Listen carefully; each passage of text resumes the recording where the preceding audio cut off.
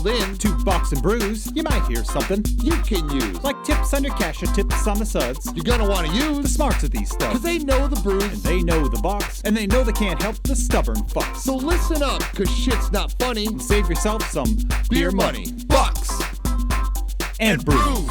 Bucks and Bucks and brews. brews. Bucks and Brews. Welcome back to Bucks and Brews. Nick, it feels like we just did this 10 minutes ago. Yeah, I say it's because we did do it about 10 minutes ago. My favorite is you're like, hey, you don't have to wear your headphones. And I don't think they heard recording in progress because And that's fine. There's the headphones. Only you and I. and they're like, we're like, go. And they're like, it's Wayne's World, right? 5, 4, 3. You don't say 2. You don't say 2. But all right, what are you drinking, my friend? I have some Snapple peach tea here because I am bringing up the brews part of the episode today since neither one of us are drinking actual beer. I brewed water today from City of Byron Center. I had to think about where heck I was. We record in a lot of different places, don't we? We do. So It's been a long time since we did a remote. Ladies, if you do need anything to drink from the kitchen, there's plenty of stuff in there to help yourselves. We have 3 guests today. We're going to be a little keeping privacy. Some. For Wendy, who has been a frequent guest on Bucks and Brews, she has no problem saying anything. So she's just kind of an open book. We also have Lydia, who was a former teacher, and Kim, who were former teacher. And we're going to talk about school and what they're getting right in schools and what they're getting wrong, how we can help students, what they need from administration and parents, and just kind of go from there. It should be a lively discussion. Hopefully we pull back some of the misconceptions out there and just kind of see where it takes us, right, Nick? absolutely. And so, I half screwed up today because I forgot what I was going to originally make my my debate post about. Yeah, And it happened to be about school. it was about school. Which was kind of coincidental. If you because- want to, you could ask that question and kick us off. All right, let's have a little bit of fun. So, if you guys don't know, on my Facebook, every day, me and a Highland cow are either doing some type of an experience or we're doing a debate. Whether that debate is between do you like Coke or Pepsi? Do you like Michigan or Michigan State? Something fun. I am a legal content creator who's making real money doing this. But so today's question was back to school debate. Do you think that summer should be longer and the kids should go back to school after Labor Day, or do you think that the kids need to start early and get them in as soon as possible? I am pro going after Labor Day, so I have more time with my kid and enjoying. And the Highland cow is pro getting them back as quick as possible. Let's get these kids learning. So, where do you guys stand on this, and do you care about that? After. After, okay. That's the first teacher I've had say after. Really? I'll be honest. I have about 4 other teacher friends that are a little like, yep, nope, Let's go. too long of a lull. Yeah. Teachers want a longer summer. Say, yeah, but I guess, because they're, I don't know, I guess, because, a lot of it was just, hey, they stopped teaching. They stopped, basically in June because the graduations, people kind of, everything just all testing, and it's just not, and so then kids go too far without learning, and getting the cycle back just becomes more of a headache. So, yeah. So, Wendy? My opinion has always been it doesn't matter when we go back or if we have a vacation at all, as long as when they are in the classroom, they are still learning. All right. Right. And I will agree with both of them. It doesn't really matter. And honestly, as the years went on, I actually started thinking about year-round schooling Yeah, of course. and getting longer breaks or more breaks in between that families can do things together, but not as long as a 3-month break or 2-month break in the summertime. I think it's too long of a lull, and kids just get out of their reading, and which is really important to do, and they get out of any kind of educational mind of wanting to learn. They stopped. Absolutely agree with that. They started doing that in California when I was still in high school.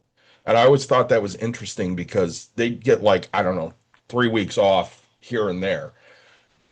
But my question being in Michigan, would the schools really want to turn on air conditioning in July? Because that seems to be a big issue all the time, and I don't understand why. There are still schools without air conditioning. Oh, yeah. again, we pay for a lot of things. Give them the air conditioning. Mhm. It has to be miserable to be in those classes when it hits 90 degrees in September or even October at times nowadays. Mhm. Yeah, climate change is real. But on the other hand, be able to take breaks off in the winter for bus driving Mhm. and just driving in general would also be nice. And I was told that high school is the reason that we can't because of sports. Sports ball, hey, it brings in the money. I'm gonna tell you right now, people will get their kids. Now, I coached at a school maybe that couldn't get their kids to school, okay? Because transportation was always an issue at Godwin. But you go to other schools that are not an inner city type school, there's no issue with that. They'll get them there. If they want to play sports, they'll get them there. Doesn't matter whether they're in school or not. And we pay enough money for it anyways. Godwin is one of the holdouts. Godwin, Ottawa Hills, Union, Kelloggsville. You don't have to pay for sports at those schools because they don't have any money. And the parents don't have the money and they're not going to pay for it. Up at Coopersville, they throw money at the school. They don't care. As long as their kids are playing, they're happy. Yeah, I say, I don't know where I stand on the real genuine care of school and when it happens and things like that. I live a different life than most people. I don't have a normal job, right? I kind of have some freedom so if I'm on a vacation, my favorite was last year. My daughter's teacher was like, "Hey, all right, so it's really important your kid's in school and, try not to have any vacations and this and that." And I sent a really nice email like, yeah, my kid's gonna learn how to live life, not being having to commit to all this. She's in 5th grade at the time. I was like, "Nah, I'm gonna teach her what it's like to do all these things. We have these vacations planned. If you don't like it, please feel free to tell my wife because I'm not gonna care. I'll be in Colorado with my kid." So, about 2 weeks later, I'm not lying. She like sends a whole nother email. Hey, you know what? It's really important that kids get to experience some things. And I was like, that's what I thought. Like, way to turn on a dime. That was good for you. But yeah, I wouldn't have missed that opportunity. I think it's a little different with you and your kid, though, Yeah. because your kid gets a lot of support at home. Oh, I will say, and she's very, I don't know. You guys, I understand the whole like percentile thing, right? My kid's in the 98th percentile of like everything. She is a very smart child, very gifted, very, but I also very much work at this, right? Like people used to give me crap. We drive around, and as I'm constantly driving, when she was younger, 2 plus 2, she wasn't even in 1st grade, and I was doing multiplications, right? What is 1 times 2? Oh, okay, well, 2, like 2 times 2. And she knew time. Granted, happened to be like when she started learning multiplication, she somehow didn't know how to do it, but Yeah. Well, I do want to say something because I taught secondary schools and I taught math.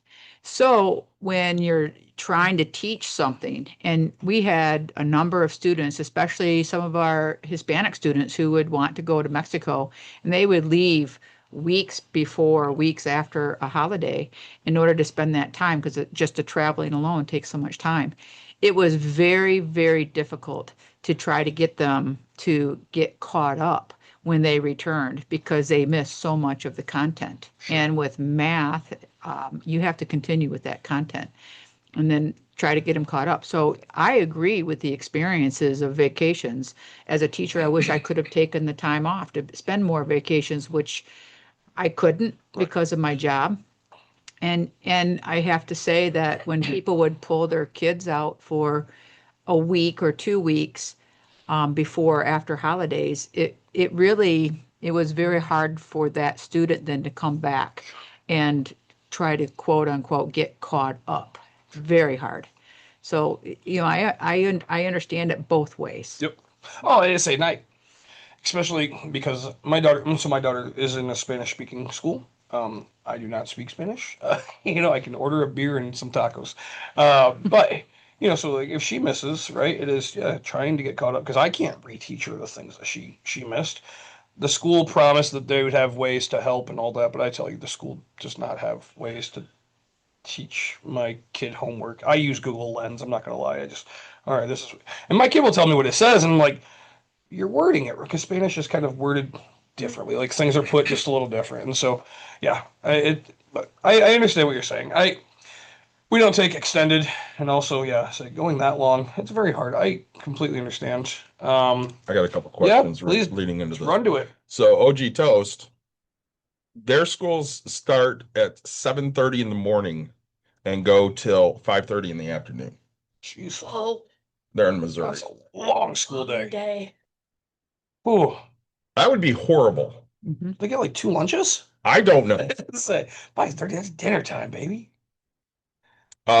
Christy wants to know, are the struggles of keeping up different now with as much learning as can be done online, which, you know, with some students, they don't have online. I mean, we think of that as just something everybody has now, but I coached at a school where I bought lunch for them because they didn't have money. I was basically their primary male figure because they didn't have a dad around. I uniquely understand some of those problems because I got to live that for 8 years. Thoughts on 15 minutes for lunch, Nick? Yeah, I'd say that's crazy. Thoughts on if online is a way to help keep up with that if they take a trip? Right. Well, interesting, the online types of education. AI, especially now, is in the forefront of all of my friends who are still in education. How do you need to teach the kids technology, and yet they're also finding technology is harming kids. And I really, I know there's a school up in Mesick, Michigan that went completely tech-free K through 12. And I understand it because they're finding that going back to handwriting as compared to typing, getting less screen time is actually helping kids overall, their mental health and how well they're learning. So yes, I can think if you're going to go away, that perhaps education might be able to taught through online, like a lot of teachers will assign through Google Classroom or whatnot, lessons that they can then look up. But if the kids don't have the technology, going back to my Hispanic kids, they're on the road. They're not doing any work when they get on during their drive in the car, and also when they get down to Mexico, they just don't have access to the internet. And so they're behind. And so there's a lot of things you got to consider in terms of access, not having access, money versus not money in various districts, and whether or not screen time that's a whole different issue, is screen time, where that falls at education, especially with the AI.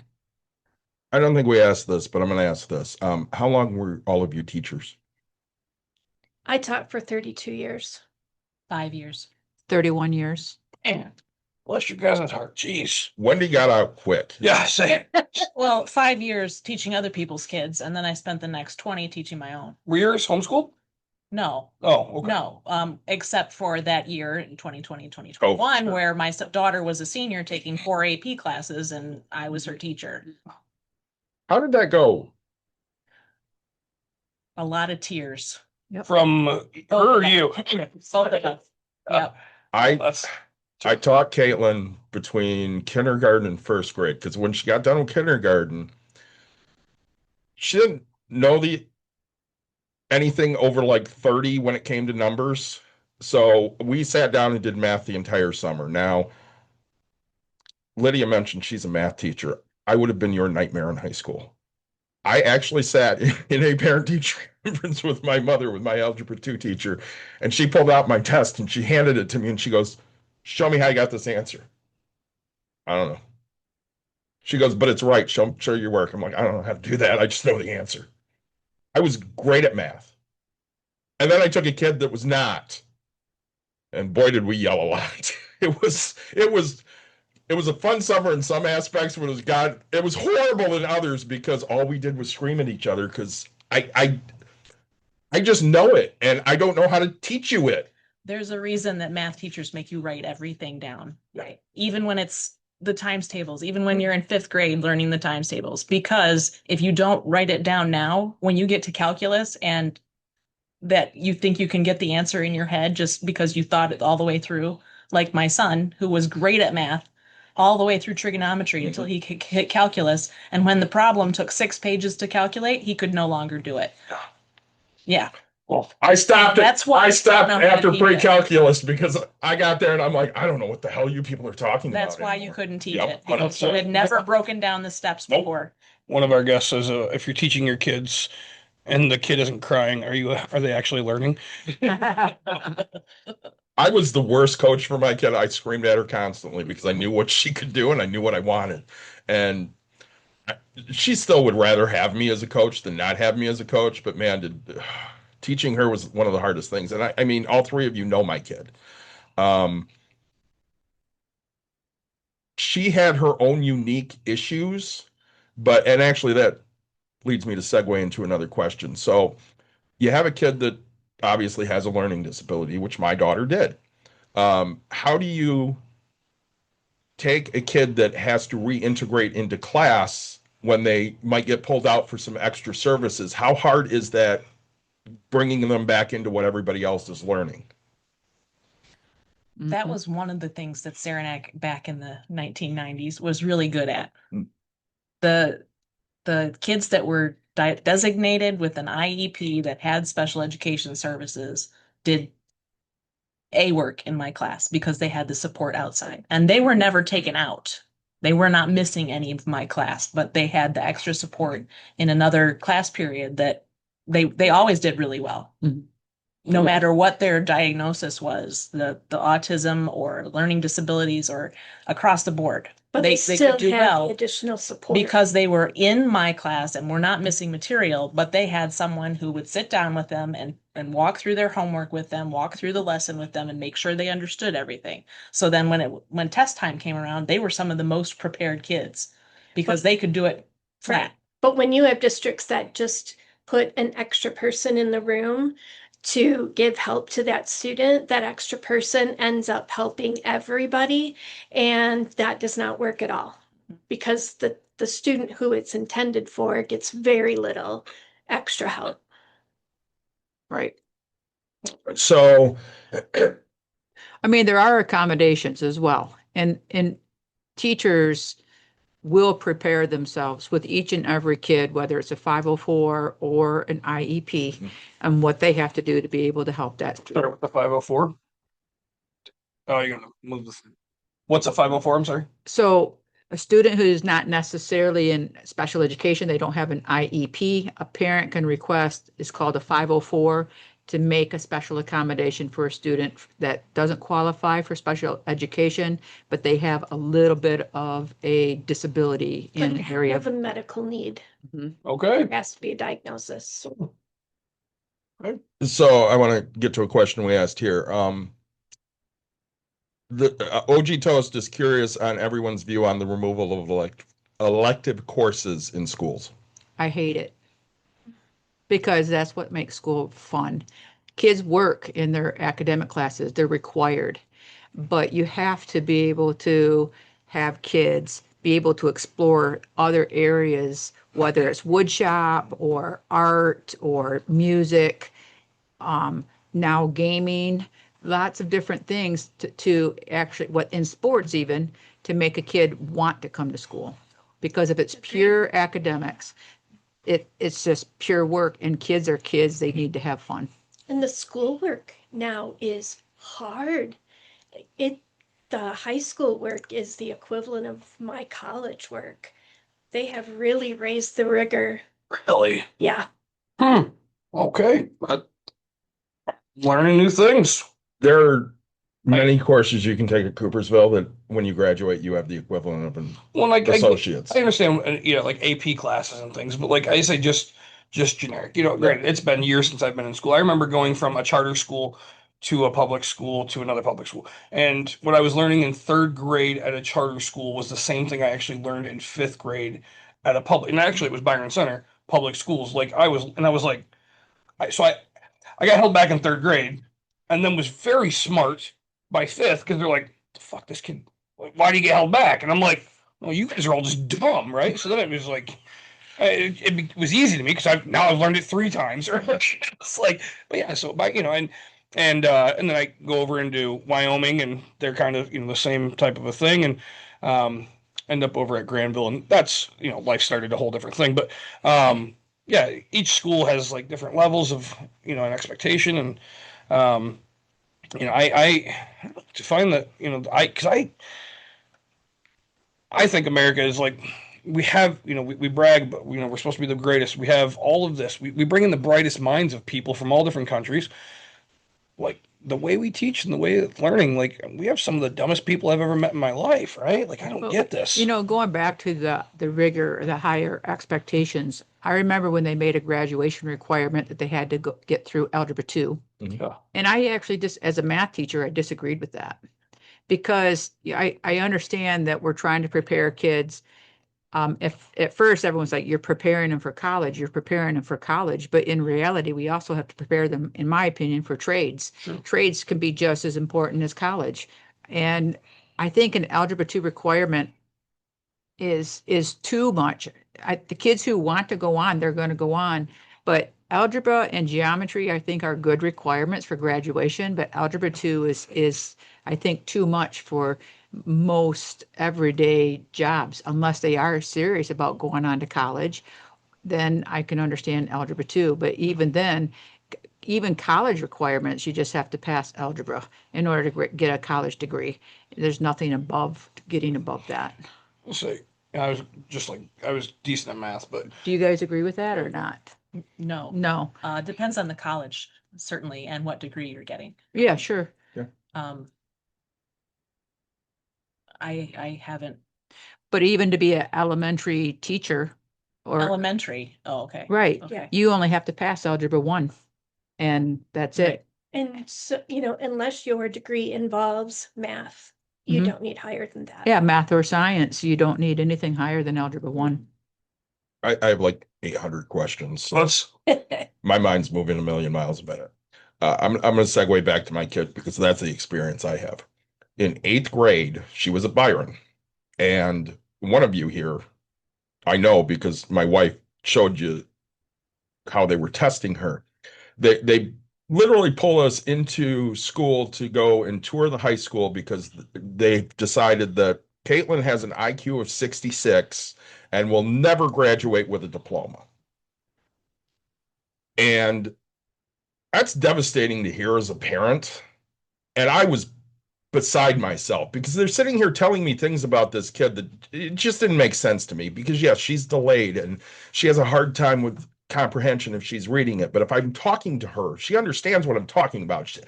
This is not a kid with a 66 IQ as far as I'm concerned.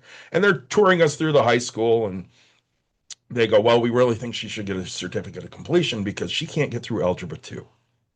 I went, that's bullshit. I'll get her through Algebra 2. They go, well, you can't take the test for her. I'm like, I don't give a shit if she passes a test or not. I'll get her through Algebra 2. And they take us to a very fine man's class, and we're touring this class, and he's great in special education and all this stuff. Awesome. What's she going to learn in this class? Well, she's going to learn how to do the laundry and go grocery shopping. She does my laundry now. I don't need to learn how to do the fucking laundry, okay? Well, we don't think it's possible. I'm like, I don't really give a shit what you think. Now, she did not graduate from Byron.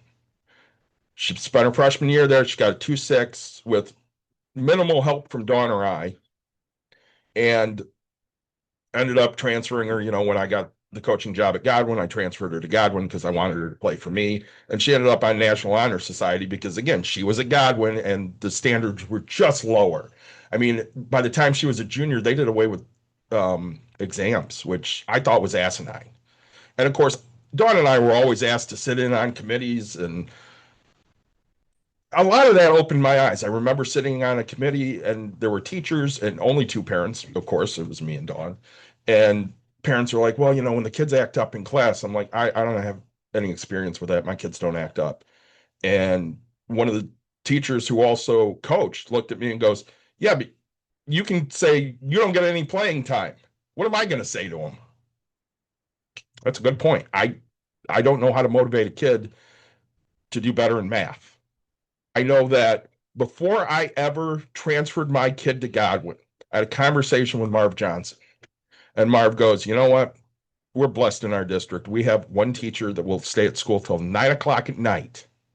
And if you walk into her class with any subject, she will sit down and teach you that subject. Doesn't matter if she teaches that or not, doesn't matter. All you have to do is walk in class and say, hey, miss, I need some help. My kid had that teacher. That's one of my favorite teachers of all time. It's hard navigating those things when you are so involved. And I mean, I know when you looked at Caitlin's scoring, you're like, yeah, that's not that kid. I know this kid. I think sometimes, especially if you're in a good school, you just kind of pigeonhole these kids into a certain area. I don't know, I'm on my soapbox, I'll get off, but any thoughts of that while I'm just sitting here word vomiting? I do think they force a lot of kids to be college prep. Kids who look like college prep, kids who gotten A's all the way K-12, kids who take all the AP classes, they just assume those kids need to go to college. They need to have some sort of a white collar job. They won't be happy unless they're making $1 million by the time they're 30. That is not true. That is not true. I lived it. I had an honor student who graduated from high school in the top 10% of his class. We just assumed we had to send this kid to college. We sent that kid to college. That kid was so depressed by the end of his first semester, he was nearly suicidal. He quit. He went to community college. He is the happiest mechanic you have ever met. He makes way more money than his high school classmates do. He has his own house. He's happy. And he didn't need college to do that. He loves his job. He's very good at it. And he didn't need college to do it. And if we had known that ahead of time, we would have prepared him better. You have two of the most different path students I've ever seen, because your daughter graduated college in 3 years. And got her master's the year after. Right. Totally different. Mm-hmm. And honestly, all three of you have two kids. Mm-hmm. All three of you have a son and a daughter. Mm-hmm. Welcome to the club. Yeah. What are you doing? Time to get a boy. I'm too old for kids now. I want the grandkid. That's what I I want. thought I was, but look at me. I always said once Caitlin graduated, we could adopt a kid, but I was turning 36 that year, and I'm like, I'm too old to start this shit over again. How old are you? I just turned 38. Yeah, I got a 4-month-old. No, I agree totally, because I also, both of my kids, I think as an educator, you also push your kids to do well in school and be respectful of the teachers and the system, and always tries to do their best. And my kids did well also in very A's almost always. My son was also in AP classes, was pushed, went into college. He ended up quitting. COVID helped facilitate that. And he went to diesel tech school down in Indianapolis, and now he's a manager at an auto repair shop and loves it and is doing well. So I think there's a lot to be said for doing other things besides college. And I think, the schools, it depends on the school, but the push to make kids go to college, what school you're going to pick, as compared to, there's far more out there in terms of trades, electrical, plumbing, building. Our building trades are hurting right now. We don't have enough people who know how to build. All of the trades are hurting because Gen Z doesn't have the people to staff it, because they're all kids who struggled through college or didn't know what they wanted to do. So they went to college anyway, and they're throwing money away. Mm-hmm. And they're not even listening to what their own dreams are. Which is why, going back to electives, I think electives are incredibly important so kids can experience those pathways that they may not know anything about. I think there should be all kinds of electives out there and less English requirements. Literature and biology don't necessarily make the list of things that kids are going to find themselves interested in. Nor love algebra to 2. do, make them happy. They That's- need to experience art and music and auto tech and Yes. building trades. And Yes. Do I need to experience art, though? Yes, I think do. you need to experience. yes, I think. Really? I Not can, over and over tell and me- over No. again. No, but like the one semester I took, which I had to. That's enough. okay, why did you have to and how old were you? I was in high school? Okay, Why did I have to? Because I mean, it was a forced upon thing for me. Like it was a class you had to take, Okay. and so I sure don't get me wrong. I made clay. I still have that clay sitting on a shelf somewhere. I glazed, but like, what did it teach me? Right? I remember putting a billion dots on a piece of paper, getting really annoyed by that. right, but it didn't see, you didn't click with it. But No, there's not at all. other people who But I they knew found something, they clicked with it, they never experienced before, and they're like, man, I love this. You should have I options. should have options. Yeah, Yes, Should yes, have sir. options. Don't get me wrong. What art would you like to I explore? took 4 years of wood tech. Trust me. So That, going that back to should have wood tech, counted. so That should have counted. where I went to school in Lansing Waverly, they made every student beginning in 6th grade take these little I had to take wood shop, I had to take choir, I had to take band, I Yep. had to do a cooking class, home ec type class. I had to, and I found I love doing woodwork. Yeah. And I wish I could have continued with that. But nope, no, you have to do this or you have to do that. And I kind of regret that. I also wish I could have learned how to do that clay stuff because I never took the art class in high school. So I would have loved to have done that as well. I graduated in 95 from Plainwell. In middle school, it was 6 weeks of home ec, 6 weeks of computers, 6 weeks of wood shop. I think the rest was gym. You did it all 3 years. You didn't get a choice. Yeah. Now, am I great at working with wood? Fuck no. But I did make some things and I did learn how to do it, and I have a healthy respect for it because they made me. Yeah. The 2 best classes I took in high school were keyboarding because it taught me how to type without having to look at the keyboard, Yep. and auto shop. Did I learn how to do much on a car? Hell no. You can do your own brakes. But I sat there and I found out for the first time, hey, stupid people don't take this class. Because that's unfortunately where I was. If you did things with your hands, you weren't smart enough to do other shit. Yeah. I didn't know any better. I was ignorant. And those things taught me that, hey, you got to actually be pretty smart to be a mechanic. You can't just walk in there and be some dumbass. Well, I'll tell you, one of the best classes I accidentally had, I broke my collarbone. I was going to go to KCTC, Kent Career Technical Center or whatever, for cabinet making because I was going to do woodworking. I broke my collarbone. They're like, hey, you can't do a damn thing. We can't have you here. So the only class that was open was parenting. And I tell you what, as a high school boy, being one of only 2 men in this class, it was great. Also, the teacher loved it. But also, even to this day, I actually use some of the knowledge with my own kid. All right, hey, this is why this kid kind of acts this way. These are the steps that I should be seeing. As a man, I don't know a dang thing about kids. I have an 11-year-old now and a 4-month-old. I'm relearning, okay? And technology, I tell you, has come so, what? Back in my first child, okay, we had to ask people to warm our bottles up. You know that now I can carry around a thing that I can push a button, it'll warm up my water or my milk, and then I can pour it in. Life is lazy, baby. Shit. That's like $40 I've spent in a long time. Hey, David, Yeah. I wanted to go back to a couple of things you Yeah, said. please. Yeah. First, with your daughter, special education is expensive, and the more pieces they put in place for her, the more expensive it gets. They had not diagnosed her fully, and so they had not tried interventions that would have been so helpful for her.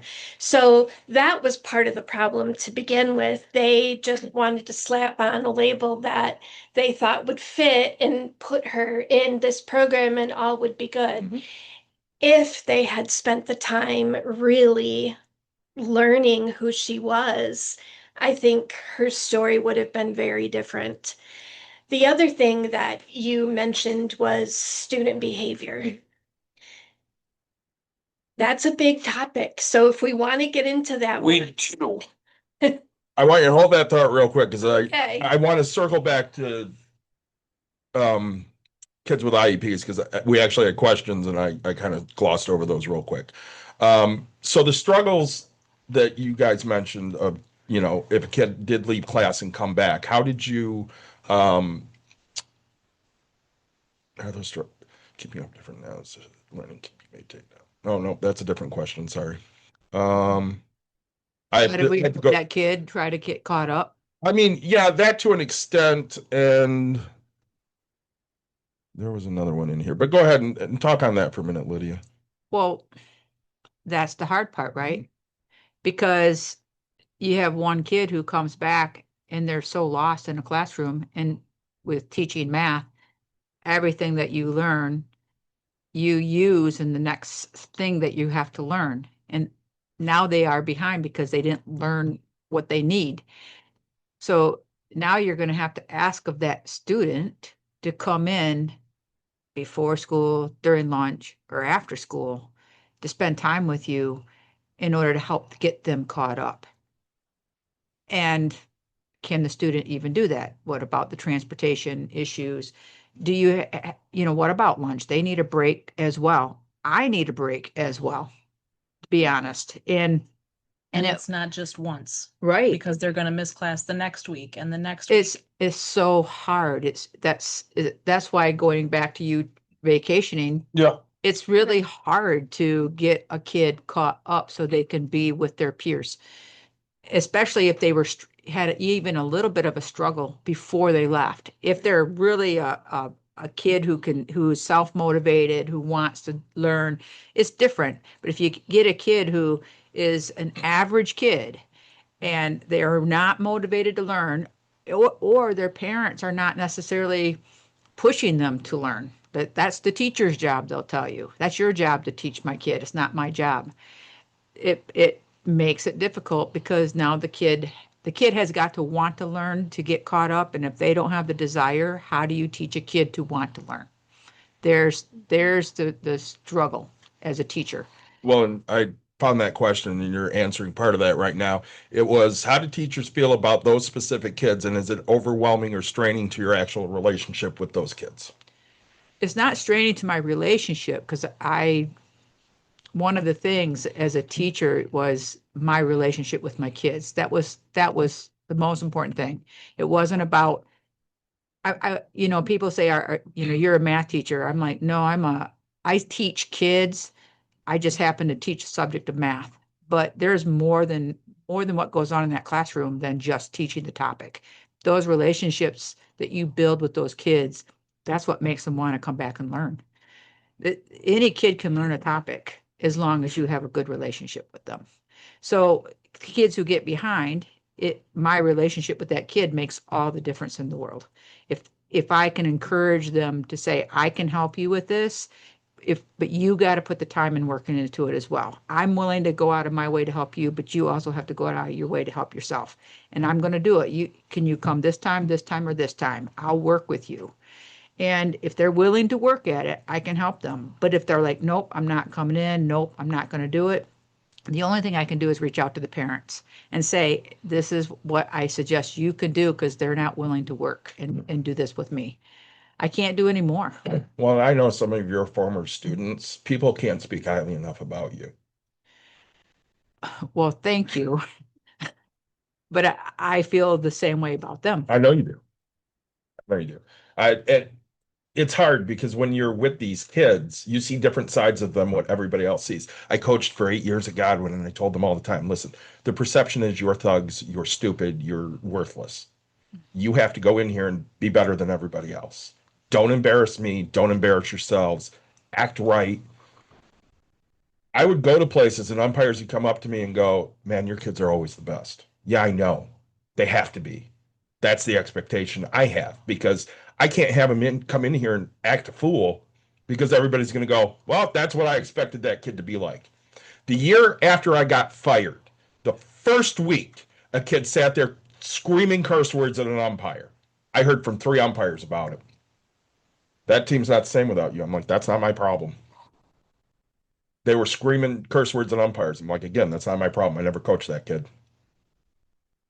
They're like, it's sad. I'm like, again, it's not my problem. I don't have to deal with that anymore. So that's a decent little seg. Are you done with your little question? Yeah, question. Right. So you had mentioned Yeah, I want to get back to that. behavioral with kids and how this whole new life has changed. And what are you guys seeing? What did you experience, and how did it help force you into retirement? I mean, did we make decisions? I still have friends that teach, and they say it is some of the hardest stuff that they've had to deal with. Is just a kid will look at you square in the face and tell you to go fuck yourself. You Mhm. can't do a Yep. thing, right? So And that kid gets to stay in school and Yep. he gets to come back the next day and the next day. And the other 23 kids in the room are completely traumatized over it. And that child can beat kids up and kick their teacher and yeah, call them unbelievable names, and the child stays Yep. because their home life is worse, yeah, is what we hear. And it's not even sitting in a detention room at school anymore. They stay in the classroom. Well, what is happening to the other 23 kids in that classroom? Those 23 kids are taken out of the room and they go in the library and try to recommence their lesson without their materials because one child has dumped the desks and all of the shelves. How is anyone supposed to learn in that environment? How are teachers supposed to survive in that environment? Yeah, they don't teach you that when you're going through your, Well, Right. that doesn't happen. no, when you're going through your preparation in college to learn how to teach, we did student teaching. You have student assisting and then student teaching. And when you're a first year teacher, you think you know what you're doing and you go into the schools. And after the first year, you can reassess that, man, I really could have done this better. And then you learn again, but you're not learning from what you learned in school. You're learning from the kids themselves and how you manage to work with that kid. And in terms of the kids being disruptive in class, my later years of teaching, that happened more and more and more. And it was very difficult. And then your classroom management, you think you know your classroom management, but kids are coming in now because of different home life situations. They get angry. Phones, try to even remove a phone.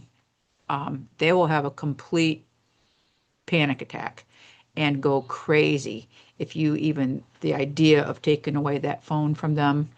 But they're not learning either. So as a teacher, they tell you, well, your expectations, this is from administration, are you can't let kids sleep in your class. You can't let kids be on their electronics. You have to have your, statements. And it's very difficult when you have not more than one, actually, a couple kids who learn there aren't any consequences to the things that I do. I get out, I go down to the office, I sit, I get candy, I get to have a little bit of free time, and then they let me just go back to class again. There's no true consequences to behaviors, and as teachers, we used to be able to have consequences. And that has been removed from all teachers. And so we're like, okay, give it to the administration, but they don't take care of it either. They just send the kids back. They And give then them candy or they play basketball and they send it's them back almost to a the classroom. reward system for misbehaving as compared to being a consequence for misbehaving. And that was very frustrating. So yes, towards the end of my career, that was becoming more and more predominant, which made me actually want to retire earlier than what I had planned to do. Well, I think with the exception of Nick, we're all Gen X here, and I hear the millennials get blamed for all of this shit, and it irritates the hell out of me. The participation trophy thing, that wasn't a millennial thing. They got them, but it's not like they were asking for them. But I feel like the parents of those generations, the older Gen X and the younger boomers that decided, hey, we have to give a trophy to everybody, ushered in that you're not allowed to give anybody any consequences to anything anymore. Because again, like I said, when I was part of a committee and they had parents on it, they're right. My consequence is if you act a fool, you don't get to play. But if you act a fool in class, they're not doing anything. And some of these kids, they didn't learn any manners because they're not getting it at home. The parents are probably unbearable if the kid is unbearable, and you're telling them it's okay to just act like a fool. They're going to get into a job someday and act that way, and they're just going to get fired. Just you can't act that way in public. Right. Well, and it's interesting. I had a student who was just constantly, even from the very first day of school, trying to do activities to get to know the student, would refuse to do even that work. And this young lady, over time, would come in late to class all the time on purpose. When she came in late, would be very disruptive, say a bunch of things that were actually terrible things to other students or myself. And when I would call home of course, I'd talk to the principals about it, and they're like, you have to handle that. The administration didn't want to handle it. And so I'd call home, and then the mother's like, don't call my house anymore. And then it's like, well, I'm required to call you if I'm going to discipline your daughter or require a lunch detention from her, which if I gave a lunch detention, I had to serve the detention with the student. I couldn't do after school detentions because how is the student going to get home? You can't do that. And the parent won't bring them in the morning because they take the buses in. So the only opportunity to give any kind of detention was a lunch detention. And what if they don't show up to that? What are the consequences again? And then the administration would turn around and give it right back to you. Well, you have to come up with the consequences. So that was very hard. So when I tried to call the parent's like, don't call me, that's your problem. And then the consequences turned into, after multiple times, after detention was suspension. Well, then the child would get suspended and come back and thank me because she would have a new hairstyle, or she would have new nails, or I got to go to the mall, I got to go shopping, my mom took me out. Yep. Go ahead and suspend me again. So what do you do? And that's the difficulties that teachers, I would say more in inner city schools, are dealing with. Not inner city. Okay. Not in. Okay. So that was a frustrating thing. And so that's what I started to experience as an educator towards the end of my career, never at the beginning. It probably happened to you more, but it does happen Right. everywhere else. Oh gosh, yeah. I see. Yes, that was a catalyst in saying, you know what, I have enough years where I can retire, even though I wasn't ready to. It's too bad. Now, so the administration is putting it on you. That's crazy to me that you have to handle this. This is, I say things I didn't realize, Yeah, and graduating now, especially in inner city, right? You want the numbers up, but the school wants you to graduate more than most kids want to graduate. I firmly believe that, right? Like half these kids, look, I'm just going to leave. I'll turn 18. I'll go get a job, and I'm just going to do the same thing whether I graduated or didn't graduate. Never in my entire working career, I'm going to do this to my contractors. I'm going to ask them for their diploma, just for fun, just so that way they feel like they actually used it for something.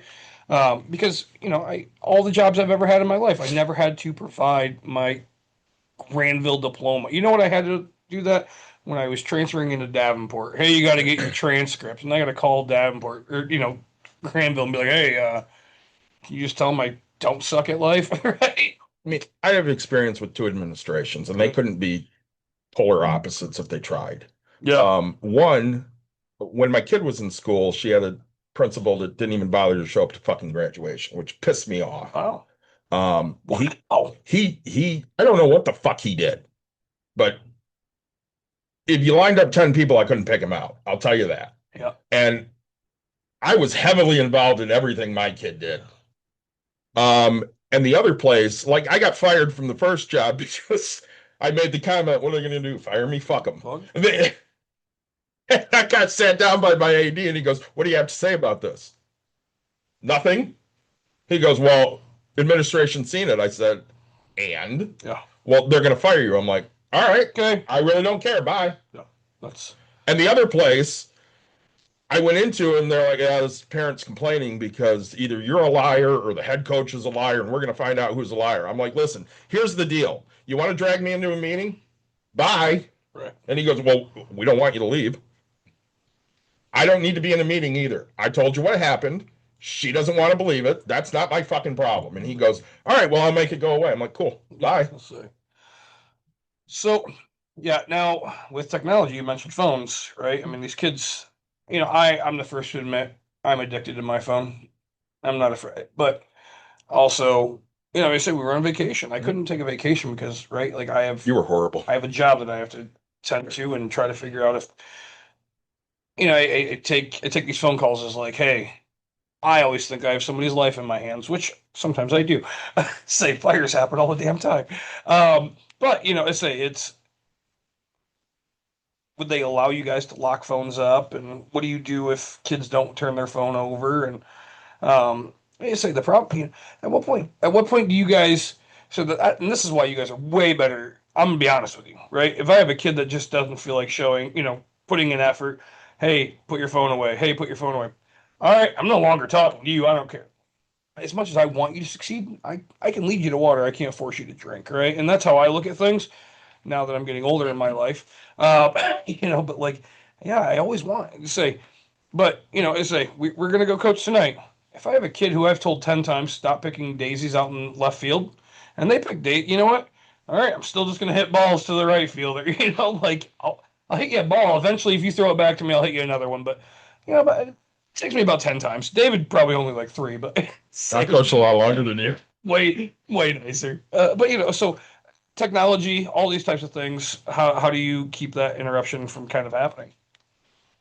I think technology is very important and we're surrounded with it, right? Yeah. But I also think it's our job as educators that we teach kids how to use technology responsibly, and not make it become the focal point of their lives. There's more to life than technology.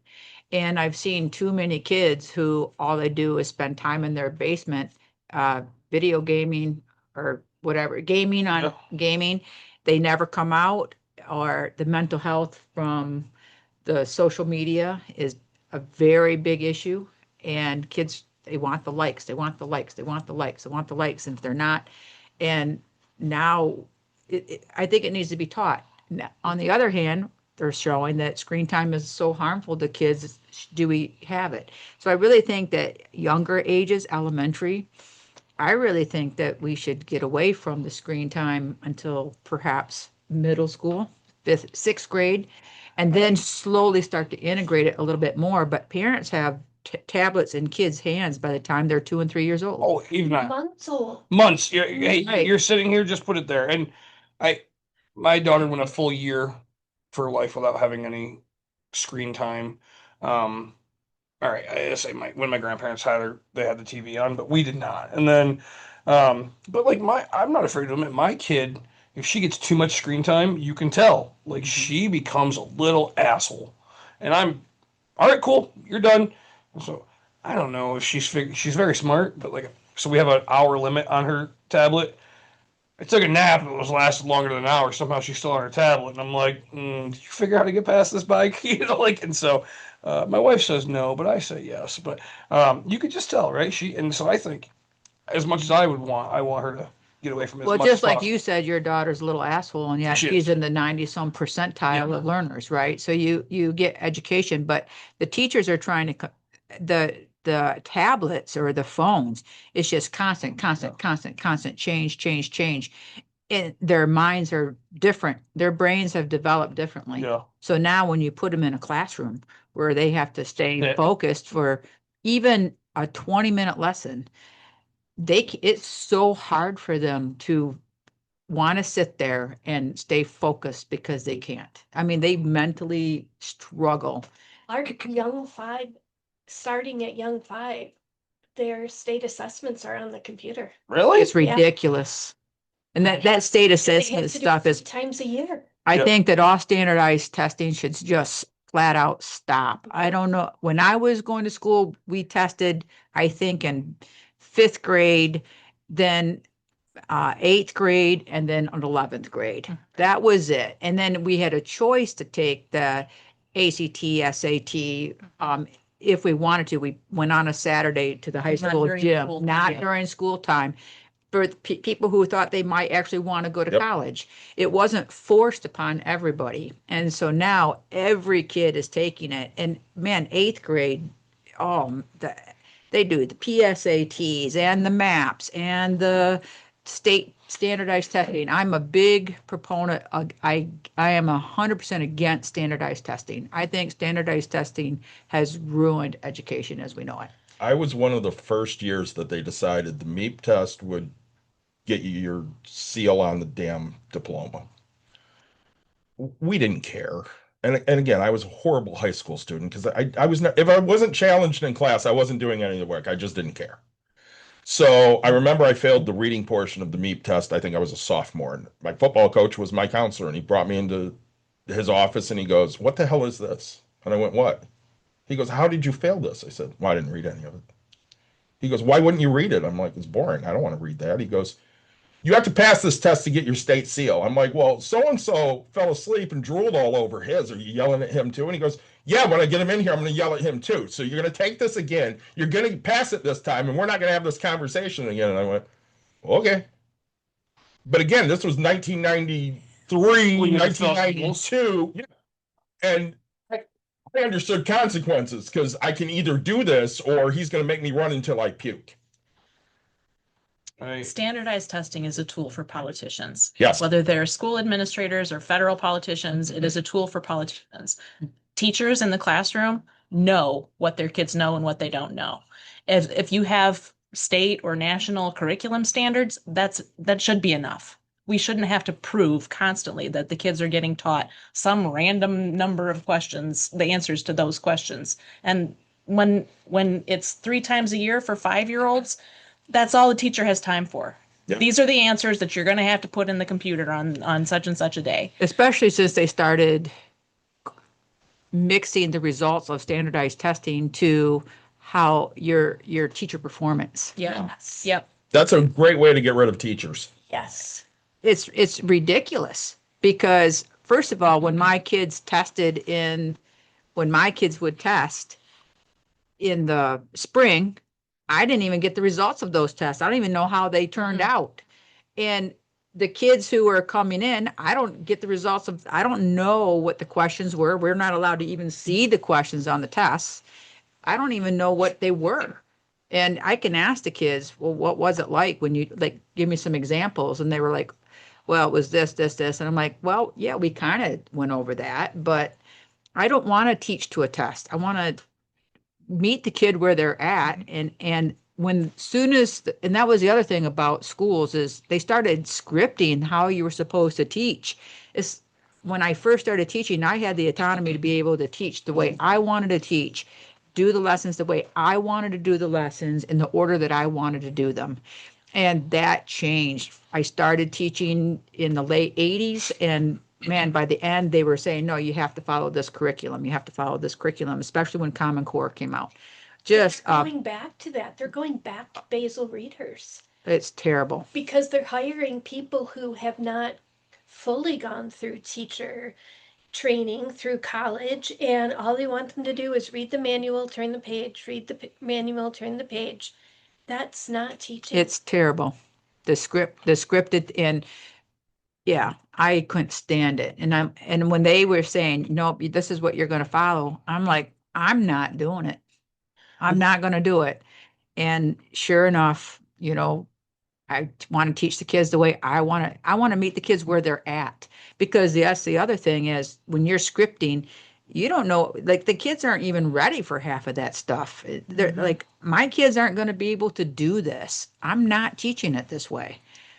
Well, George Carlin once said, and I go to Carlin a lot of things, they don't want an educated public. They just want somebody smart enough to run the machines and too stupid to question how their benefits keep getting shittier and their pays keep getting shittier. And that's evident in the last 30 years of education, because we're not teaching anybody to critically think. There's none of that. And you keep people distracted by the fact of, well, they have litter boxes in school because people identify as a cat. You three have taught. Have you ever seen a litter box in school? No. That doesn't fucking happen. Right. But you have these mouth breathers out here that are like, oh, no, because so-and-so said there was a litter box. The amount of people that asked me if I supported litter boxes in school when I was running for school board just blew my mind. It's ridiculous. But again, you've got this entire population now who all they were taught to do is memorize some fact in school that really didn't teach them anything. Which brings me to, you have a smart student who doesn't apply themselves. How frustrated are you? I work with those kids, and I've had those kids come back to me as adults, and we've had good conversations. And I was the teacher who wanted them to always show their work. Nope, show your work. And so the only thing I can say is I had one student who I had just a year ago, met back up with him. He ended up not graduating, one of the smartest kids I knew. Yeah. And I talked to him. He goes, remember when you said I think he was like you, David, where he could just look at something and say, the answer is this. Yeah. But he could, and I'm like, well, show your work. Or when it came to homework, at the time, I wanted them to do their homework so much. It's like I made this at such a percent of their grade. So he could ace all my tests, but he would never do his homework. And so he would maybe get a C in my class for that unit. And so he came up to me and it was at our first parent teacher conferences, and I'm talking to the parents who were also very smart. And anyway, after that parent teacher conference, he came up to me and he said, I don't understand how you can say I'm getting a C in your class when I can ace every single one of your tests. And it really made me start to really rethink myself as a teacher. I thought, you have a great point. So I made a deal with this kid, and I said, I'll tell you what, if you ace every single one of my tests and quizzes with a 98 or above, then you don't have to do any of the homework. But if you get one quiz or one test where you get below a 98, so you can maybe miss one or two questions, if you get below it, then you agree that you're going to go back and turn in all that homework. But you can't tell any of the other kids. And he agreed. And there was one time when he did get below that grade, and he came through the very next day with every single homework assignment. And you said, this was a complete effing waste of my time, but I agreed to your deal. Yep. And he said to me as an adult, you were the best teacher I ever had because you chose to work with me, and I respected that. And I thought, man, so yeah, what about those kids, right, who are so smart? I think the individualized stuff, you have to really work with those kids. Like, that's why I don't like standardized, because we don't have standard kids. We have kids who are all different levels. And yet when you get 30 kids in a classroom, how can you differentiate 30 different ways of teaching? And yet at the same time, try to work each kid where they're at.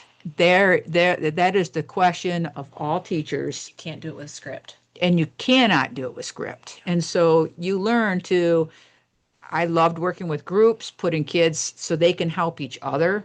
And You learn to shut your door. yeah. And then and I want my classroom to be loud, because when the kids are talking and it's loud, there's actually learning taking place. It's not it's controlled chaos, I want to say. They're figuring it out on Right. And they're helping makes each other. sense. So when we work in the real world, we go to other people for help. It's not an individual thing. And so when you work in groups, say, okay, here's a problem. I want you guys to figure this out.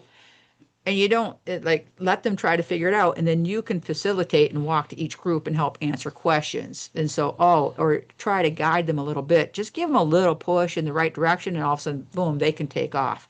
But it takes time to be able to do something like And that. the weakest person in that group can achieve the highest because all they needed was a little push or word that was able to help them link things together. Right. And when you have one student, it's interesting to see leadership qualities in kids. Some kids are just leaders, and they actually want to pull other kids up. And other kids are followers, and that's their personality. So it's not that they can't contribute. They may not say anything, but all of a sudden, out of nowhere, they might actually say something and contribute where there's a little stuck. They might, well, let's maybe try this. And I love that kids can teach other kids, and that empowers them. They feel like they're a part of something. So that's how you can help with the differentiation, I think, in a classroom, is to help have kids teach other kids. Because, yeah, you can regurgitate stuff, but when you have to teach something, that's when you really learn it. Mhm. So when I would oftentimes give a quiz where I would show all my work, and I would tell the kids, all right, I'm going to put you guys in groups. I would have four groups, 4 different quizzes. I'm like, all right, there's 10 problems on here. 2 of them are wrong. You guys figure out which ones are wrong. You're the teachers now. You go through the work and figure out where the mistakes are. Man, they were like, what do you mean they're wrong? Huh? Check the work. You guys know how to do the math to see where the mistake was. This is what I do with your work all the time. That's great. Wow, that was, they loved it. They loved not, they felt like they didn't have to do the work. Oh, you're giving us the quiz with all the answers already done? Yeah, except 2 of them are wrong. You figure out Boss. where did I go wrong? I would have had fun in that. So, and that just made conversation go crazy, because they're like going through, like, you do this one, you do this one, you do this one. So now all the kids are actually working They're doing, yeah. so they can find the mistakes. And they're like, I think it's here. And then like, let me see. And then they're redoing the problem. And man, Oh, that was amazing. God, suckers. I would always tell my wife, hey, I need 100 pictures every game. Yeah. Take 100 pictures of every game. The favorite picture I have from my over 2 decades of coaching is one I took with my phone. It's Caitlin and Whitley sitting in the dugout with a math book open, doing problems together during practice. Because if you played on my team, you got good grades. That was the end of the fucking story. We were going to be academic all-state every year. I didn't care what else happened. We were going to be academic all-state every year. And we were academic all-state at Godwin every year I coached there. And they knew, if you have problems, these are the teachers I'm going to send you to. This is the shit you're going to do in the dugout. I don't care if you're not catching a ground ball today. We're going to get this stuff done. So that's, it's a coach, as a coach, it's my responsibility as well, right? Like gosh, going into 4th year, 5th year, whatever it might be for this Fourth. for the same school. And it's, hey, this person didn't show, this person didn't show. Okay. Our school has a policy of like, you have to be there for a half day in order to do something. And it's like, all right, hey, if your half day is, 3 hours, but you had something else that you were doing, sure. I understand. I'm going to openly listen. Hey, yeah, I had medical, doctors, blah, blah, blah. I came for my first 2 hours. Okay, you made a valid effort and attempt. If you just didn't show, you slept in late for the first 2.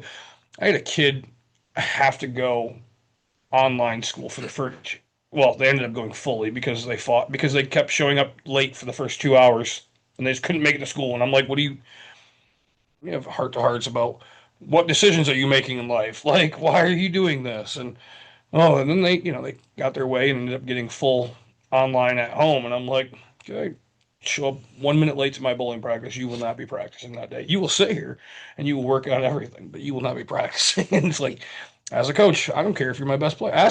You can ask the best players, right? You can ask the worst ones. They're all held to the same accountability. It's interesting. You're saying that kids, there's a lot of kids who just don't want to get up in the morning, especially once you get into the high school ages. Yeah. My daughter's finally finding this whole sleeping in thing. Yeah. Of course, because I have a new one that doesn't sleep, right? COVID taught a lot of kids though, because they could do online. Yeah. Some kids thrived with it because they could pace themselves what they wanted to learn when they wanted to learn it. And other kids couldn't stand it. They needed that teacher, that human presentation, which goes back to different learning styles, right? And so I love talked about homework. The only reason I graduated school, truthfully, was the amount of detentions that I had, right? And people go, "What? How's that?" And never, like, if I didn't do my work in class, the only time I did homework was in before school or after school detention, because I had nothing else to do. So my work was done, and then I sat there and I was bored for the little bit of time. But like, literally, otherwise I would have failed all of my classes. So, sure, I generally was going to get the detentions no matter what, because that's who I was as a student. But yeah, I look at it and go, that made me more successful than I would ever imagine, right? So, but you asked about technology in the classrooms, and I think that that's a good, again, at the middle school, high school level, I think that there is a good use for technology if the kid can apply it and learn it. And there are some really amazing videos out there, different educational sites you can go to. And I've been out, I've been retired for 6 years now, just before COVID, when I retired. And listening again to everyone that I still know how hard it was to try to get kids to learn when they had to still teach and they had to be on the computers at certain times and they had to make these. And what if the kids don't show up because they're still trying to take attendance? And yet they could go back and the kids could still watch the videos and do it on their own time. And so I think there are, again, accommodating kids who can learn online as compared to accommodating kids who just do better one-on-one with a human being. That has to change for the future of education. And how do you do that, right? And at the elementary level, it's all dependent on the parents. Yeah. The parents are the ones that have to get them ready, set it up, make sure that the child is there on time, because I'm an elementary teacher. Yeah. And my COVID teaching experience was horrific. I'm sure. Right. Try a 5-year-old. My daughter was a member of a electric car class when she was a senior in high school. And on the first day that they canceled school, they didn't even meet. But then the following week, they had some things set up where kids could dial in. Kids were required to have a school computer with them anyway. So that step was at least taken care of. But, like half the kids in the district didn't have Wi-Fi. It was a big deal. But the first day of my daughter's electric car class, all the other students were boys. They're all popping up, like about 60% of the kids who were in the class showed up on time, and about, most of the kids who did show up weren't wearing shirts or smoking. Oh, jeez. And they're high school kids, so that's first of all illegal. And then other kids vaping and they're not wearing clothes, and they have like siblings wandering around in the background. And after that, Mr. Shoemaker was just like, we'll just do no camera. But we just do no camera. But I mean, it's an electric car class. What are they going to do for the rest of the semester? Nobody can go in. They didn't get their race. They didn't get any of that stuff. But I mean, and that's just one class out of all of the things that had to happen nationwide. And that's a high school class where the kids were responsible to show up. So, and trying to teach elementary school, how to do it. The teachers, they had to come up with activities as well and lessons as well that kids could do online. Not everybody had printers to print out things.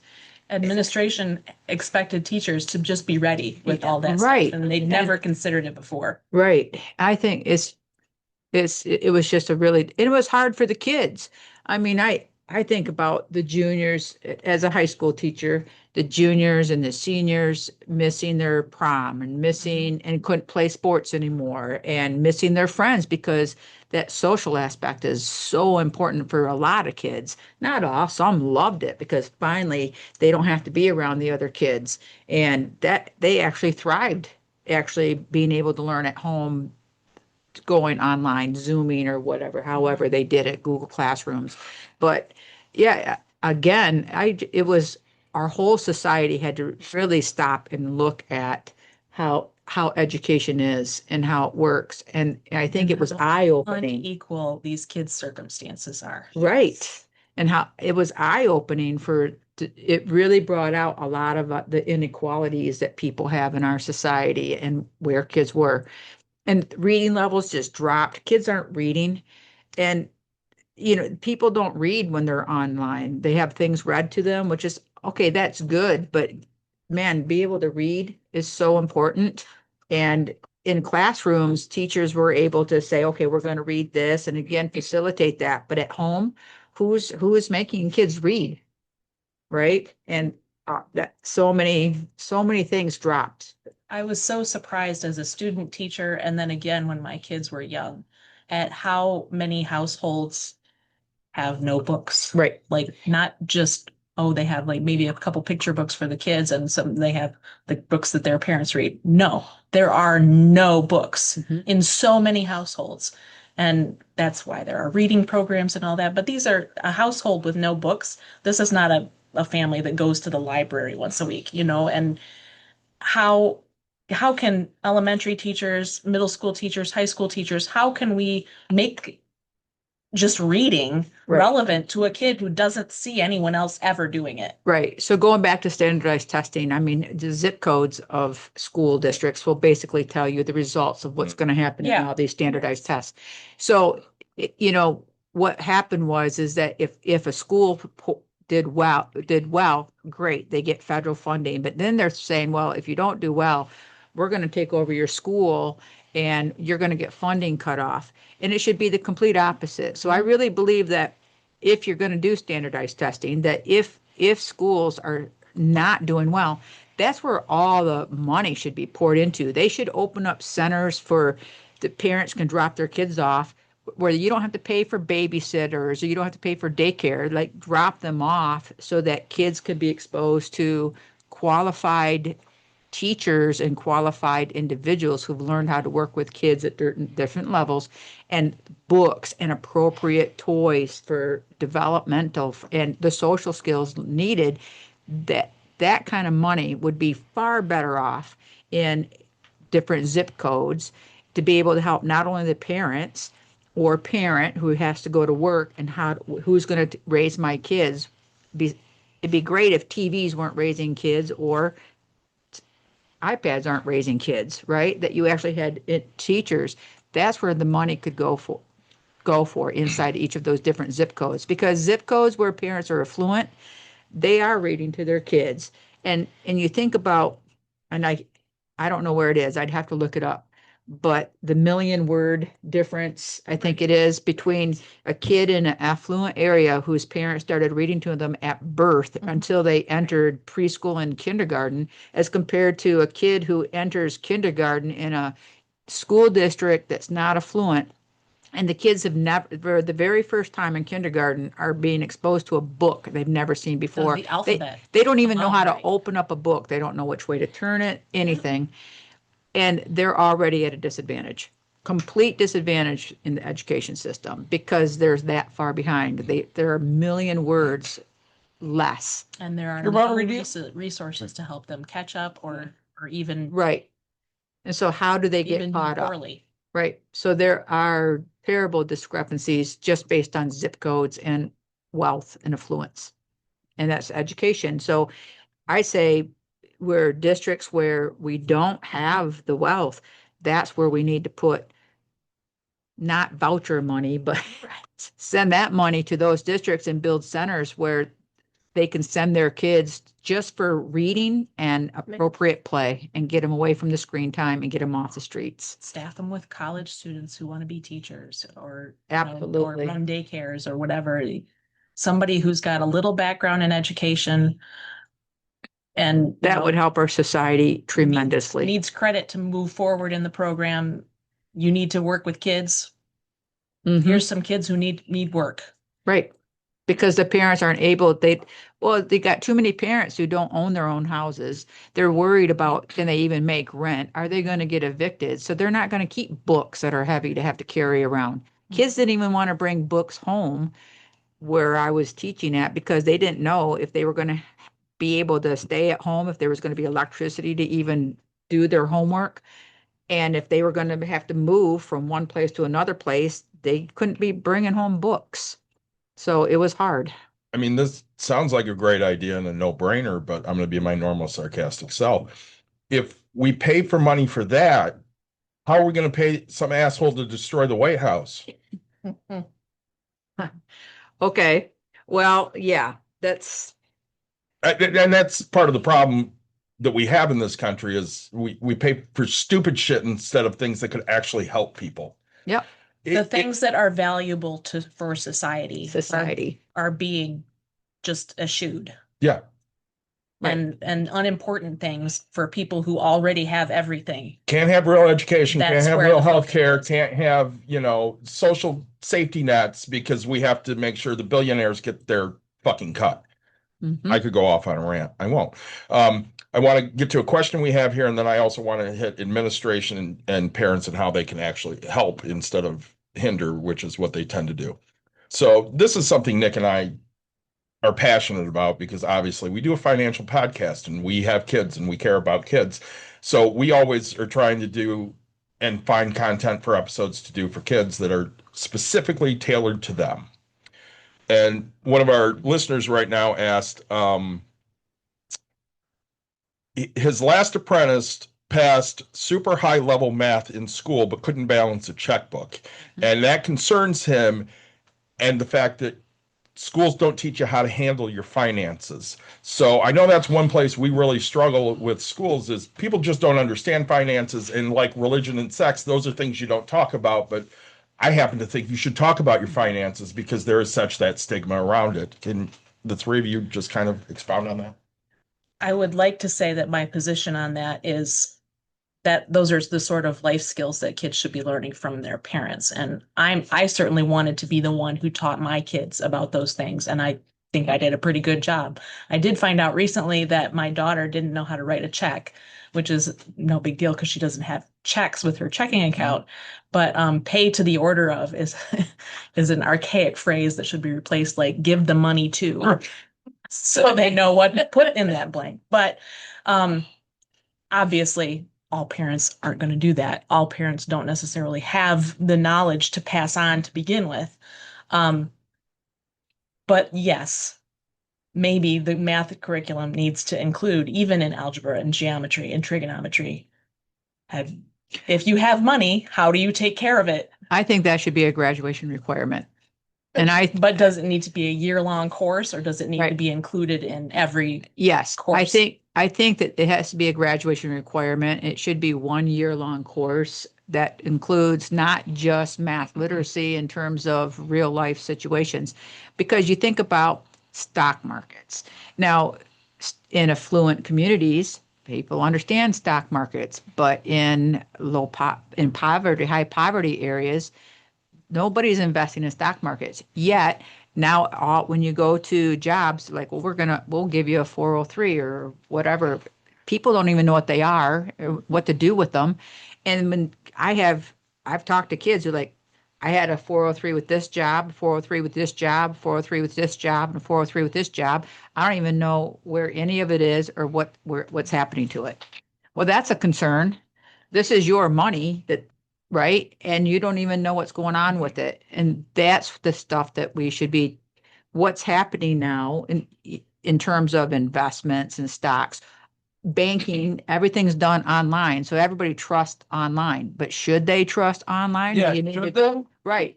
Should they, or do you need to kind of watch it? And so try to teach those skills, because I've had kids, why do we even learn how to write a check? Nobody writes checks anymore. Nobody.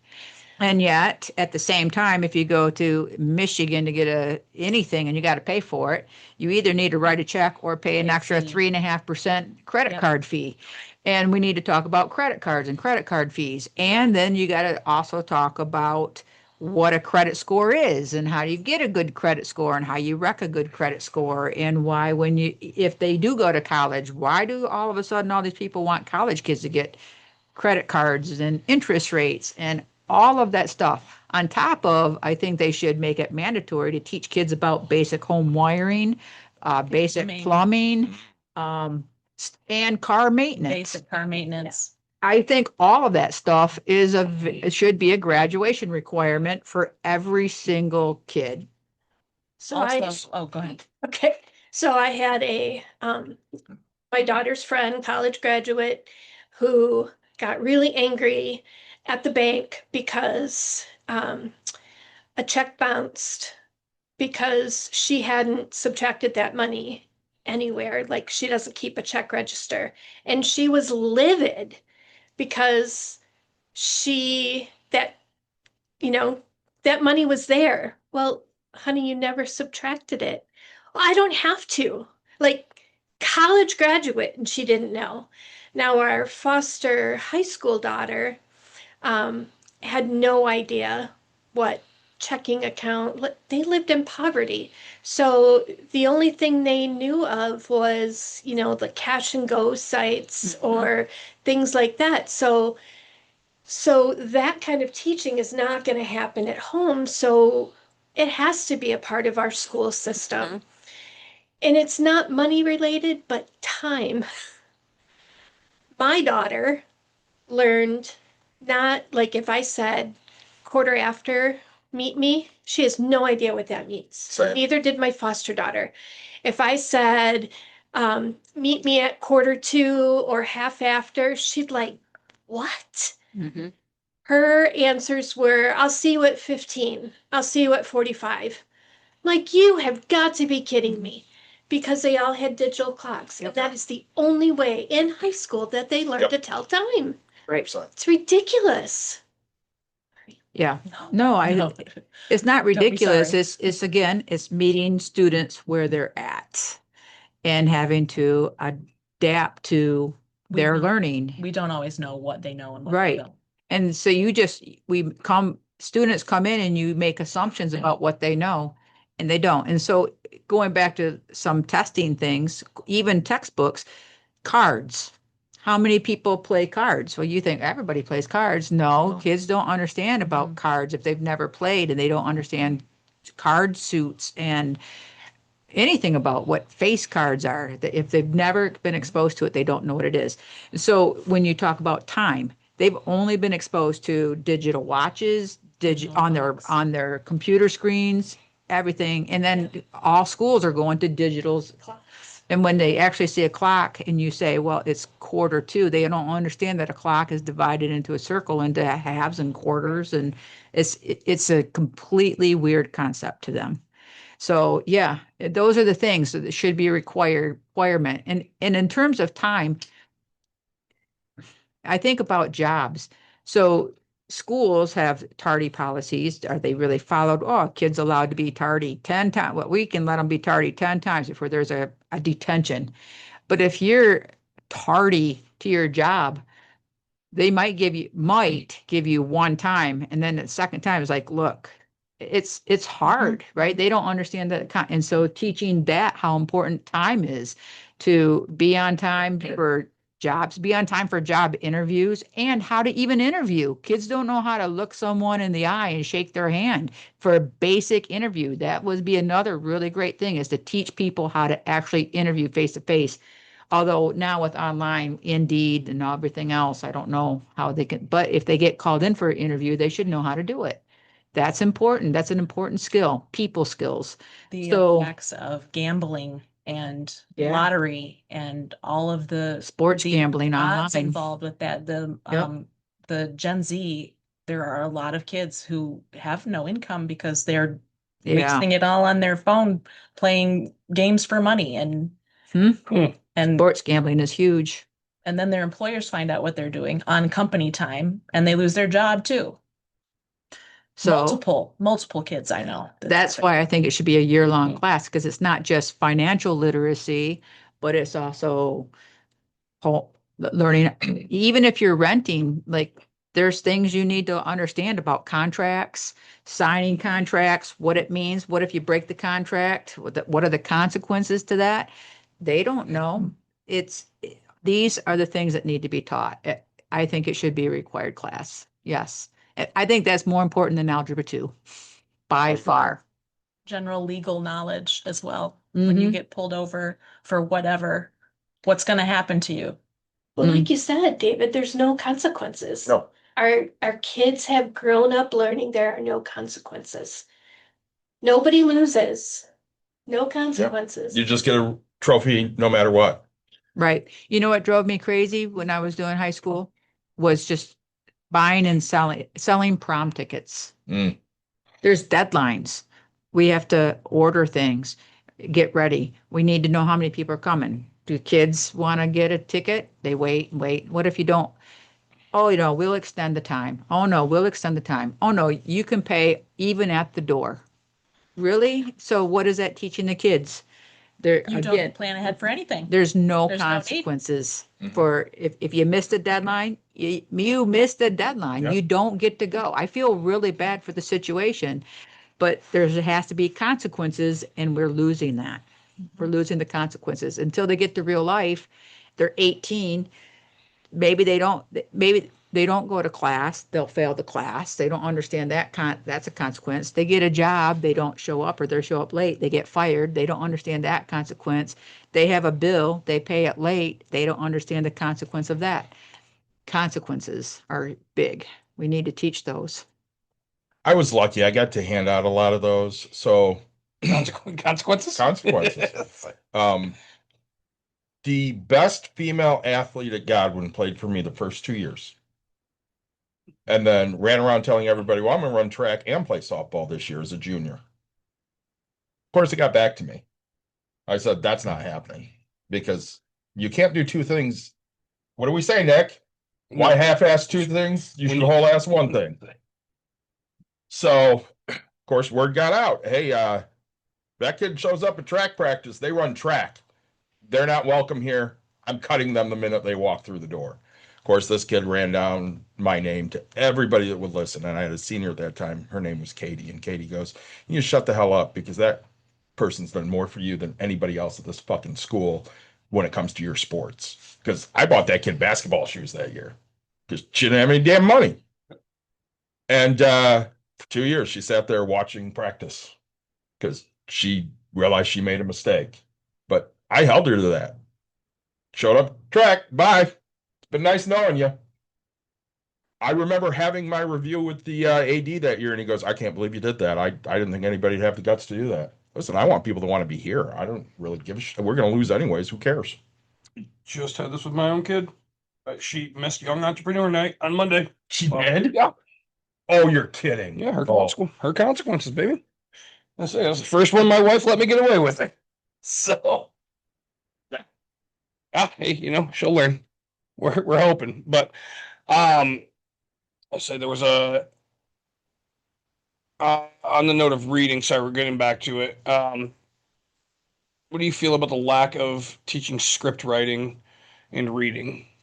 Like cursive? Cursive? Yeah, I'm assuming that's what they're talking about. Yeah, or just using penmanship versus a computer. The idea of cursive a long time ago was when there was no such thing as a computer, and when people had to take notes, it helped them write faster.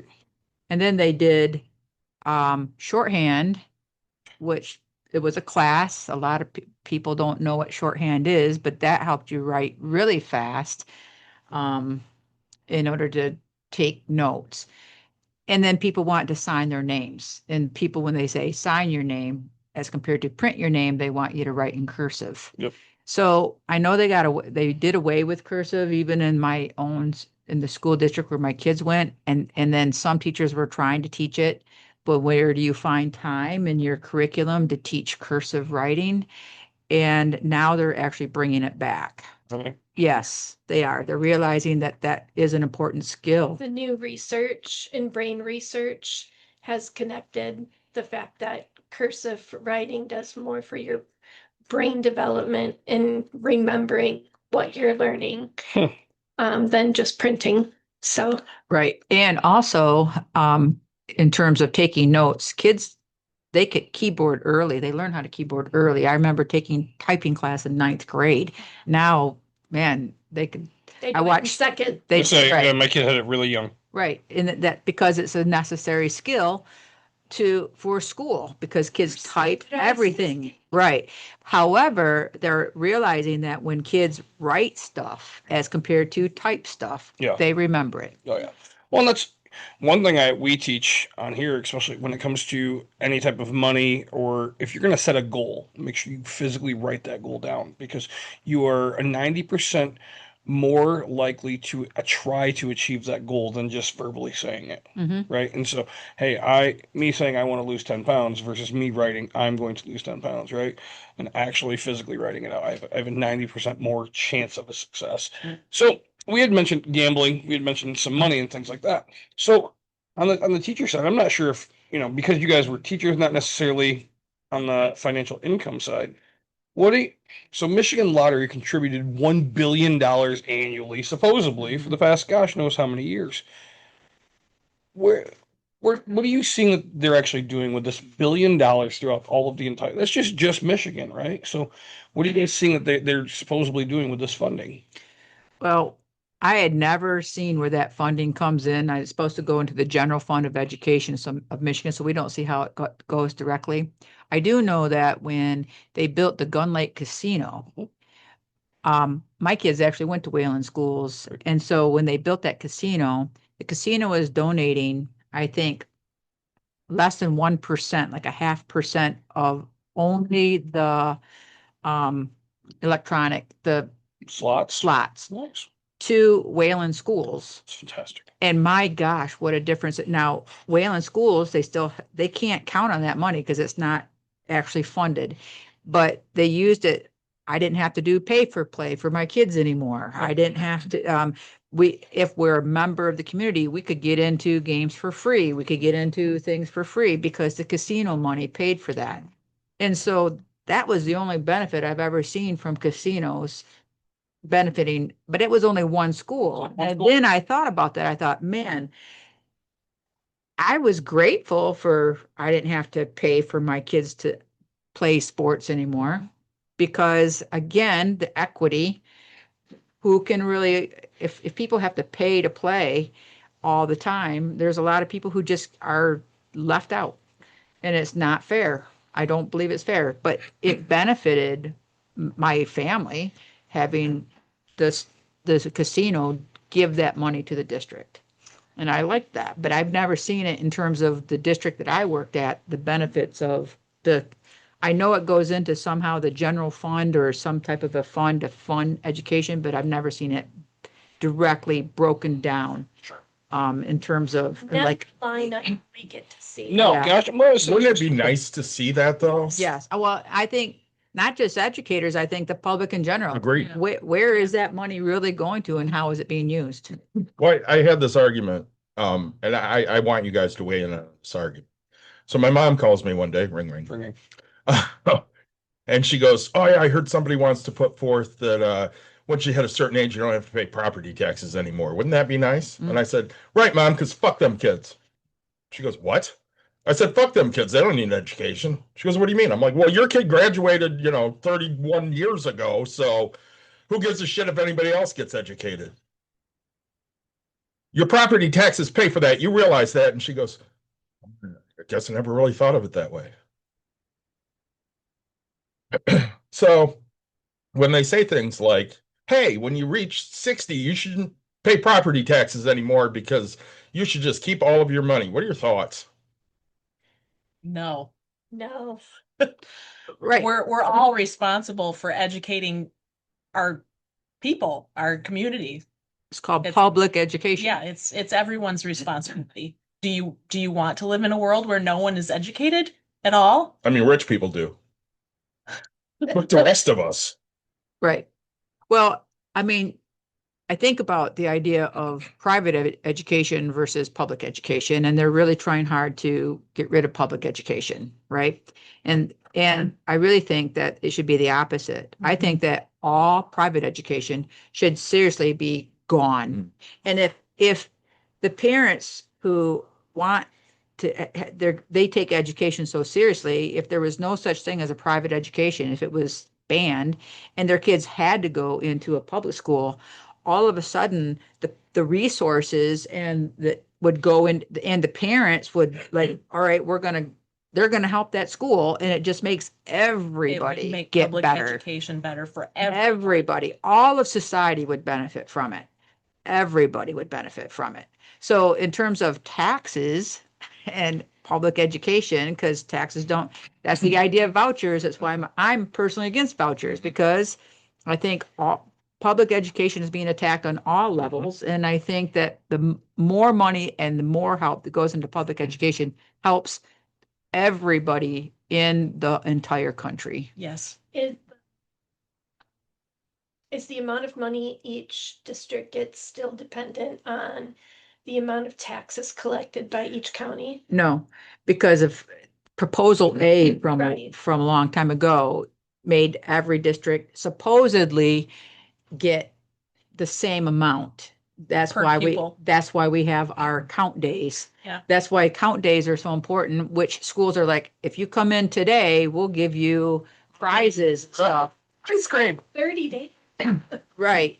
Come. Right. So regardless, that's why count day is actually so important because that's how schools get their money because every child gets, I don't know what it is now, $9,000 maybe, it? something like that. So every school district gets 9,000. I don't know the amount. I'd have to look it up. Yep. But it's close to 9,000 and but some districts actually get more depending on special education, how many students qualify, or if, again, zip codes make a difference. And, but I want to say on average, but that $9,000 now, if there's schools paying for lunches, free and reduced lunches, that's why these federal programs are helpful. And so now with them dismantling the Department of Education, should it go back to the states and how does that going to work? These are great questions. I'm not sure if people have looked that far ahead. And again, I think there's this big push for trying to dismantle public education, in my opinion. And that frightens me as a 60-year-old. Its place. Right. They don't want smart people. That's it. Many people have asked me over the years why, as a former teacher, I did not homeschool my children. Mm. And I said, if I homeschooled my children, they would know how to deal with one person out of the entire world. If they go to public school, they're going to know at least a little more. They're going to know how to deal with men and women of different ethnic, religious backgrounds, people who are poor, people who are rich, teachers who have had different backgrounds. All children need to see the world from multiple points of view. Mm-hmm.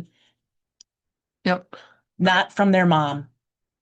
I'm going to ask this question because it kind of touches on what Lydia was talking about. So my kid changed schools 3 times. She went from Kentwood to Byron to Godwin. Now, the Kentwood to Byron switch, I don't think any of you know the story. So she's in 3rd grade and not learning a damn thing. Like she'll raise her hand, they won't call on her, and whoever gives the answer is so far away from anything she thought. So at this point, she's, having panic attacks, just having the thought of going to school. We go in there because we're overly involved. And this fucking principal sitting across from me talking about, well, when she's in 4th grade next year. Some of you have seen this look on my face. It's the look of, I'm going to come across that table and beat you to within an inch of your life. And this idiot stops the meeting, takes Dawn outside and goes, well, maybe there's some problems at home. She goes, what the fuck are you talking about? Well, I see how your husband's acting. Maybe Caitlin's afraid of him. She goes, he's acting that way because of the stupid shit you're saying in this class. He's going to come across the table and beat the hell out of you if you say 4th grade one more time. Well, it's not socially acceptable to hold children back. That was the last day she went to school at Kentwood. Took her paperwork to Byron because my mother lived in their district and said, what grade should this kid be in? And teacher goes, I really hope she's in 2nd grade going to 3rd. She's in 3rd grade going to 4th at Kentwood. Principal goes, not at my school, she wouldn't be. Thoughts on, especially from you, Kim, because you were an elementary teacher. Thoughts on, is it socially acceptable to hold kids back? And if you just push them through, what the hell good does that do? The research shows that holding them back does not benefit them at all. Okay. So there are times when I disagree with that, especially if the child is very small and has delays. I don't feel that spending another year in that grade is going to be harmful for them. But when you're a normal sized child and you have to repeat a grade and you are 19 when you graduate, that's a problem. It's a problem for both boys and girls. Sure. So here's my short answer. Okay. Ladies? I think that's why year-round school would be great. Yeah. Oh, yeah, for sure. And so that if again, differentiation is very hard, but if you find in 3rd grade a kid is really struggling with something, then maybe just push them back a quarter and have them repeat something. Sometimes you need to It hear doesn't things have two or to be three the whole times. year. Doesn't have to, don't wait to the whole year before you say, well, we're going to have to repeat a whole year. Like, let's just, this one area, let's repeat it. Let's go back. And so they're not getting that far behind where they're now a whole year behind their peers. We would have noticed that in kindergarten Mm-hmm. and started interventions in kindergarten. Yes. So that there wouldn't have been that big of a gap. Yeah, when they had tested her middle of third grade year, they tested her at a second grade, second month ability. And they're talking about fourth grade. And I'm like, yeah, that's not happening. And we stuck her in Byron that day in second grade, and she naturally transitioned to third with everybody else. And probably being a girl helped her, because it's not like she looked out of place with any of her classmates, because, you know, she was a girl and they all got tall at the same time. And it's not like she was 6'4" or anything. She's only Right. 5'8". Had they done it with somebody like me, yeah, that would have been way more noticeable. And Mhm. again, a lot of people are starting their kids later now just for sports, which is asinine, if you ask me. It's called redshirting, not cool. Not at all. When I was teaching at Saranac, I believe it was my third year there, they decided to start a program called Applied Algebra. And instead of just pre-algebra, they would take kids directly from 8th grade general math to Applied Algebra 1 as freshmen and 2 as sophomores. And back then, I believe you just had to have 2 years of high school math to graduate. And they decided that I was going to spearhead this program. We did not have that many teachers. It was a very small school. And so I went to the training at the Ionia ISD, and part of me going through the training was they gave me all of these lab supplies and the manuals, because there wasn't a textbook, there were manuals. And I'm looking at my list of students who are going to take this class while I'm going through the training, and I'm thinking, this is not going to work. I did my best. I stuck with their program and all of their lab experiments and all of their specialty ways to teach algebra for a semester.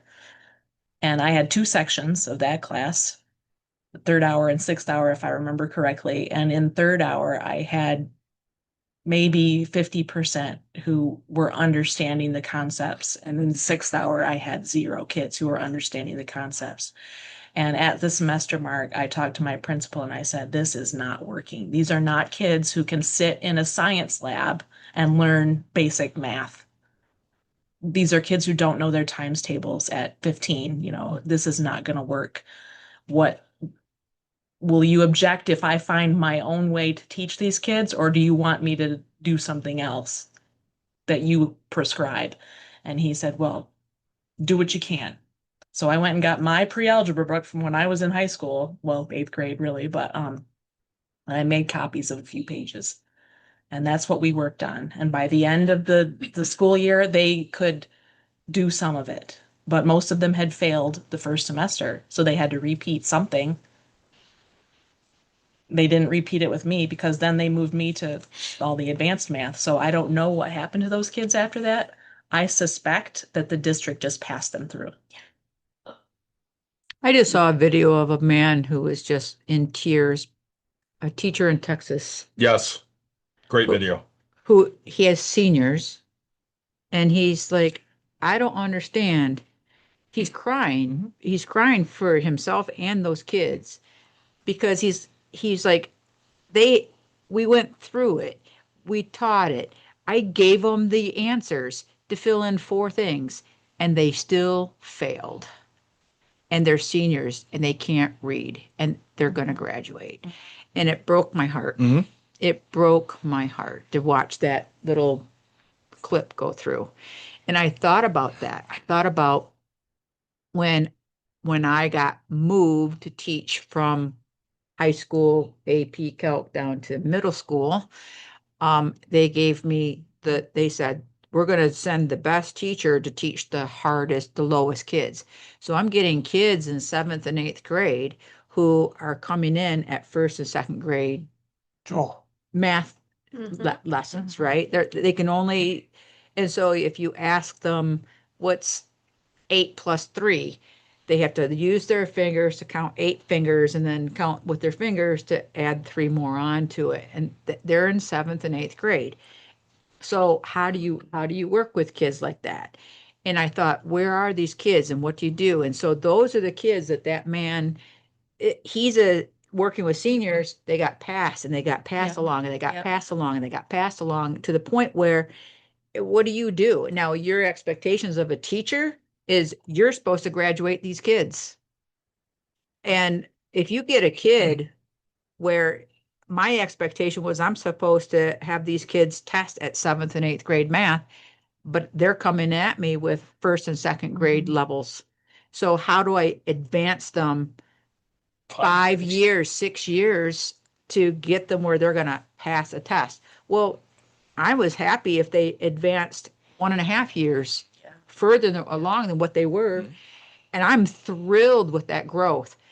But did they pass the 7th and 8th grade levels? No, they're still that far behind. And then I'm a bad teacher because my kids didn't pass that level. And so as a teacher then, if you're going to get dinged on your evaluation because your kids can't quote unquote pass, are you then going to say, hey, I'll help you pass and help them along and then push them along so they become the problem of the next teacher? Because you don't want to get dinged on your evaluation because after so many bad evaluations, you get fired from your job. No matter how hard or no matter how good of a teacher you are, if those test scores come back or you get evaluated poorly, you're going to lose your job. That's crazy. And so teachers will pass that on so that they can keep their job. And that's part of the issue. It really is. I have another user or viewer question, and then I know we got to wrap up soon here, so I want to get to the administration and parents. So this is specifically for you, Kim, because we have a listener that has going to be 1st grader here who is highly delayed, COVID baby, has already had a couple open heart surgeries. So I mean, we are delayed. Yeah. At what age should a child really be read to, age appropriately, not based on current standards? Birth Mm-hmm. Okay. Every day read. every day. See, it's so weird. It's not something I would have thought of. My parents didn't do this for me, right? Didn't read to you? No. That does not surprise My me. grandparents didn't. That doesn't surprise me My either. grandparents couldn't read. Yeah, I know Archie. I That would doesn't I would listen to Paul Harvey, but Yep. and so, but that being said, but my wife, on the other hand, right, and I always thought it was just because she was an amazing mother, which that's very true as well. But ever since my daughter was born, every single day, except for 3 of them, we went on vacation. She has read to my kid. We now put my son in the bed, tummy time, do all this, and she reads to the kids. And still, 11 years old. At what point do you stop reading to your kid? Never. Really? Or have them Yes, read to you. Yeah, you say. Right, My, but my, you my still daughter doesn't. read. I actually am a horrible reader. I read Nick like won't an read. idiot. I don't read anything. I'm an idiot. But and then when I read it, I don't read the way grammatically you're supposed to, right? So, then my daughter will get so annoyed with that. She'll be like, "Dad, I just got this one. Don't worry." All right, read it out loud to me. You got this, kid. But she's reading though. Oh yeah, she's way better than me. Right. She's oh yeah, 110%. She'll read it, and because I'll be like, all right, I'm gonna read this to you. So you're, and I appreciate your honesty Yeah. but then you get into, again, areas of high poverty. Yeah. And so many of those people also can't read. Yeah. And so, which is why they're not reading to their kids, which is why they don't have books, right? And which is going back, why we need places so the parents can send their kids to that they are being read to regularly, at least 5 days a week, because that's critical to learning, is being able to have the ability to read for comprehension. I have to clarify the question because I'm an idiot, Okay. as Christy corrected me. Yeah. Not when he should be read to. When should he start Start reading reading. for himself? Oh. They should be able to start reading, not a child with health difficulties, that may delay it even longer. But as soon as they're able to make a sentence, they should be able to take the books that you've read to them and read them back to you in their own way.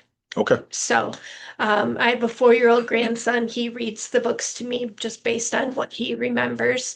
And my 2-year-old granddaughter will say a word or two, or point when I ask her where things are. She will point to them. That's reading too. That's the beginning of noticing in stories, what's on the page. So. Mhm. That's a great answer. The earlier they're introduced to the alphabet and that letters make words and that letters have sounds and all of that, the better. I Mhm. mean, our kids had foam letters that they played with in the tub. Yep. And I would ask them, what letter is that? What sound does it make? And we did that. Yep. We did. Yeah, same with shapes, They same would- with numbers, I would same point with to a word colors. in a book and have them sound it out. And my kids were, well, my older child was reading by like 2.5 because I was pregnant with his sister and we had very little else to do. But and his sister had, everyone would read to her, so she pretended she didn't know how. I got to kindergarten, and then suddenly, oh yeah, I can read. But yeah, I think it's critical. Me being a math teacher, it's math is a universal language, but reading is essential for just being a citizen in the country that you live in. You got it's hard to be able to even read a manual if you don't know how to read. How do you know? I don't know if any of you know this story, but I got Caitlin when she was 5, and a couple months into school, we're getting feedback from her teacher, and she's like, she doesn't know the alphabet. I'm like, she absolutely knows the alphabet because she can tell me the alphabet. She's like, right, she can sing the song. Mhm. She can't point to a G. Of course, I'm very hands-on. Caitlin, show me a G. No fucking clue. All right. Start taking her through the alphabet front words, and she's doing it. And I'm like, all right, well, this isn't going to fucking work because she knows that damn song. So let's see. If she's 5, I'm 22, 23. Caitlin taught me how to do the alphabet backwards because that's the only way I could get her to understand what a fucking letter was, is we had to go backwards through the alphabet. Mhm. I'm like, they do this on sobriety tests. Not anymore. And my kid at 5 can now do the alphabet backwards. But again, sometimes you just got to find a way to get it into their head. And I think she could probably still do it backwards to this day. But according to them, that's a kid that couldn't graduate high school. Parents, what can they do to help you the best? Besides just being supportive. Teach their kids manners. Okay. And to be respectful. I think that parents or a parent, because there's not always two, or a step parent or a foster parent, it's a very, very difficult job. One of the most important jobs ever is to help a young person grow up, and not to be taken lightly, that job.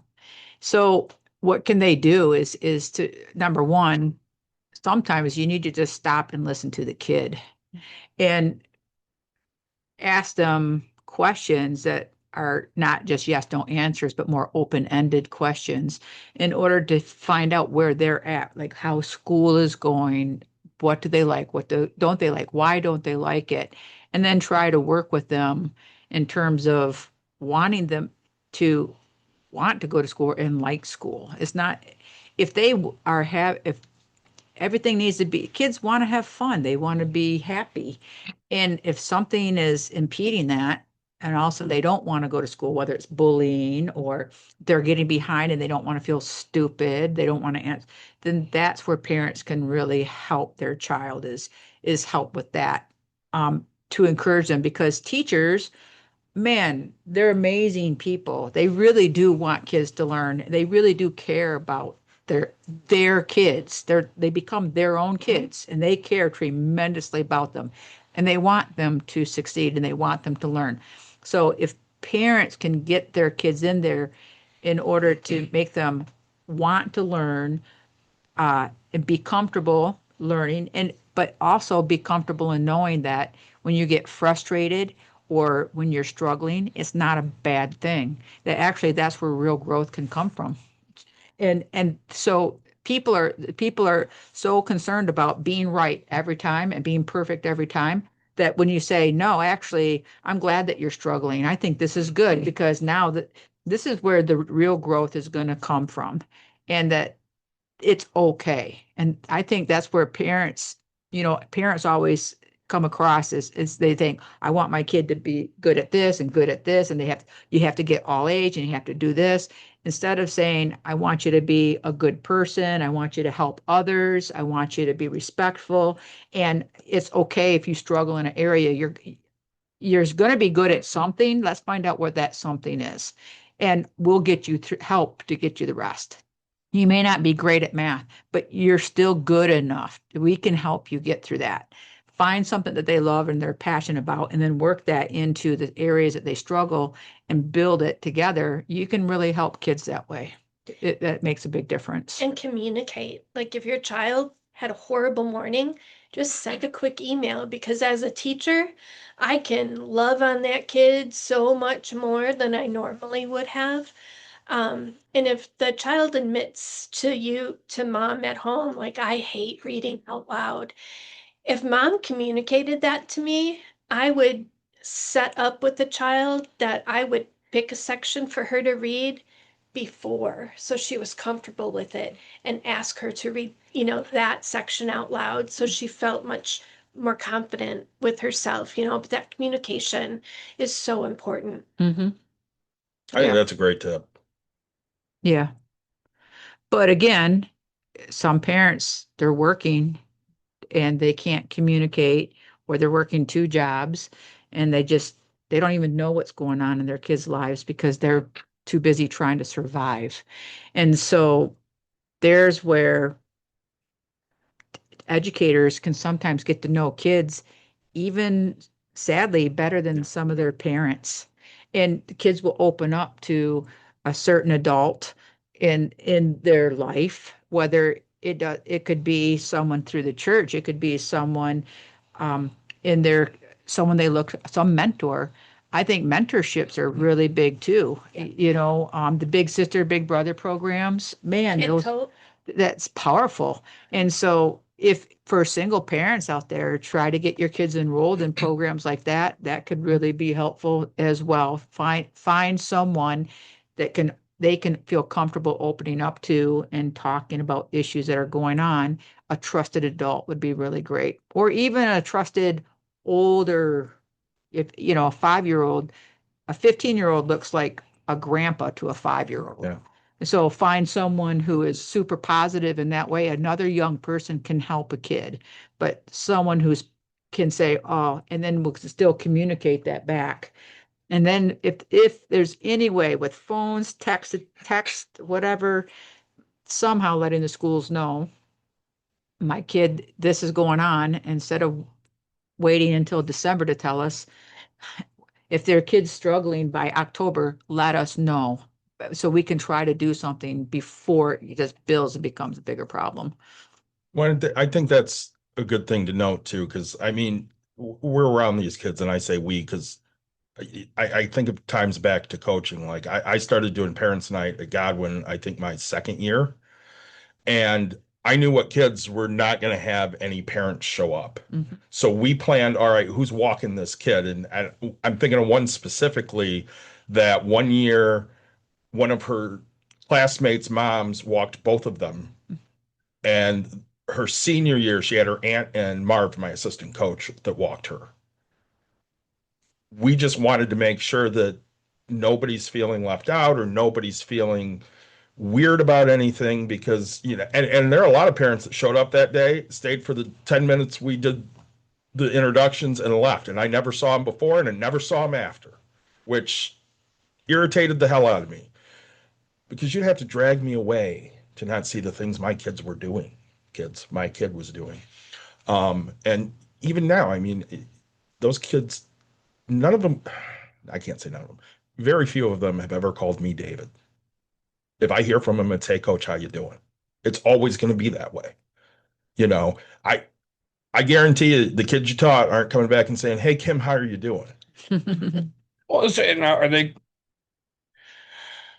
is that changing? Are they calling you Miss, Mrs. Kim, anything like that, or strictly okay. So because like I know some of my friends that are teachers, right? Like, hey, Mr. Aaron, right? And it's like, Mr. Aaron, excuse me, what you just like?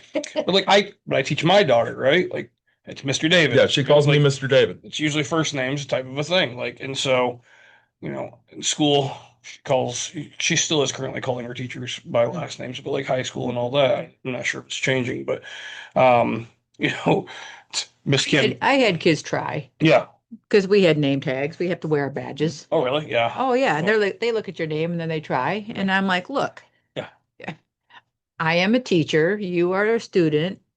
When you're 18 and graduated, Sure. then maybe we can go to first name basis. But right now, they couldn't say my whole last name, so they abbreviate it, which is fine. It was still missed this or missed that, Yep. right? But yeah, for sure. Again, as an educator, I think there's a Line same- between respect. there is a line. You need to establish a line. Like we're not stepping over this, including social media. Watch it.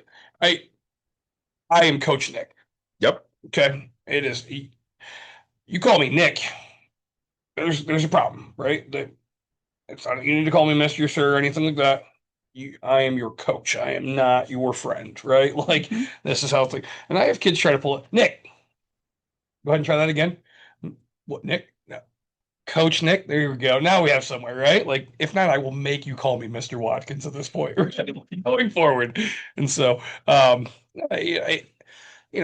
times are changing, which is difficult, in the school system.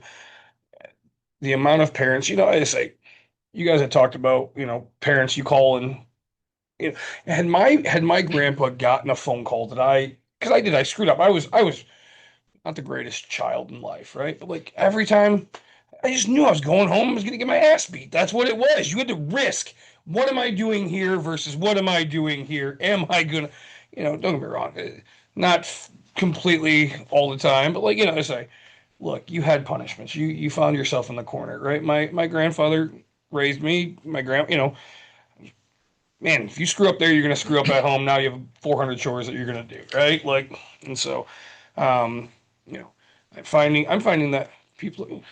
My wife is so scared to tell people that our child gets grounded because there's other moms in the area that don't ground their kids.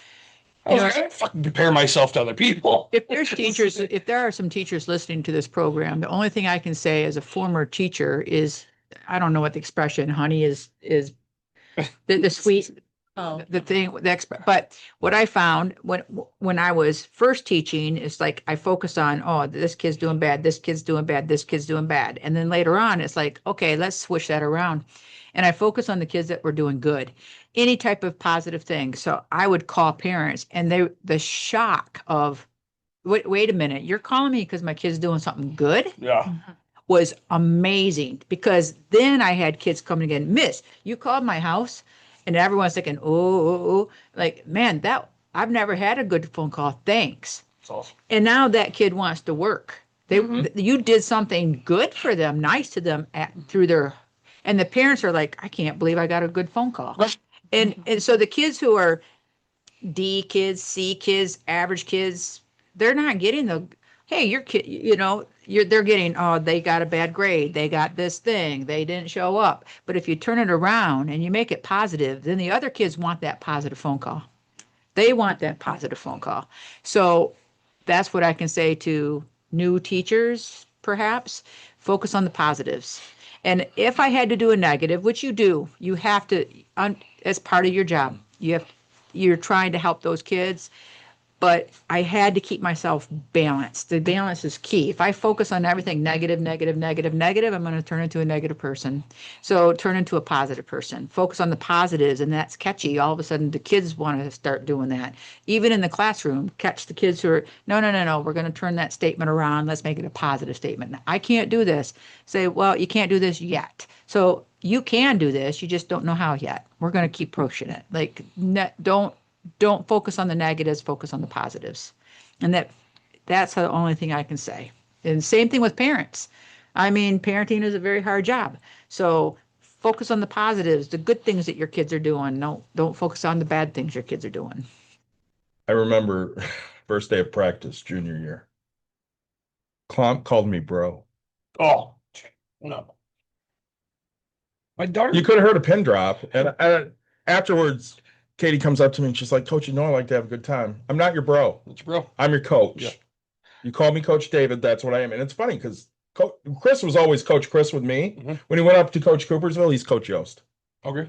I'm the only one up there that was called by my first name because I don't want you to call me Coach Levy. And for one, it's hard enough to say. And for two, just call me Coach David. It's fine. I'm great with it, but you better call me Coach. Well, and that was, my daughter likes this bro thing, and she thinks it's funny to, she thinks it's funny to give me crap that I say you can't call me bro, right? Like, oh, don't call him bro. Hey, you're right. Every kid that walks through my door better not call me bro, right? I'm not these little kids' friend, right? Like my own friends don't call me bro, okay? So, I wanted to touch base. I dealt with it. Now we had talked about, holding kids back and why, when you shouldn't, we shouldn't. When at what point do you excel a kid, right? I'll walk you through my daughter's journey. Good, and I will say, I am very much. Because I believe that at such a young age is the time that they develop and they learn the most and they get everything. And so if I can force her and get her all of it as quick as possible, it's so much easier when you're younger, right?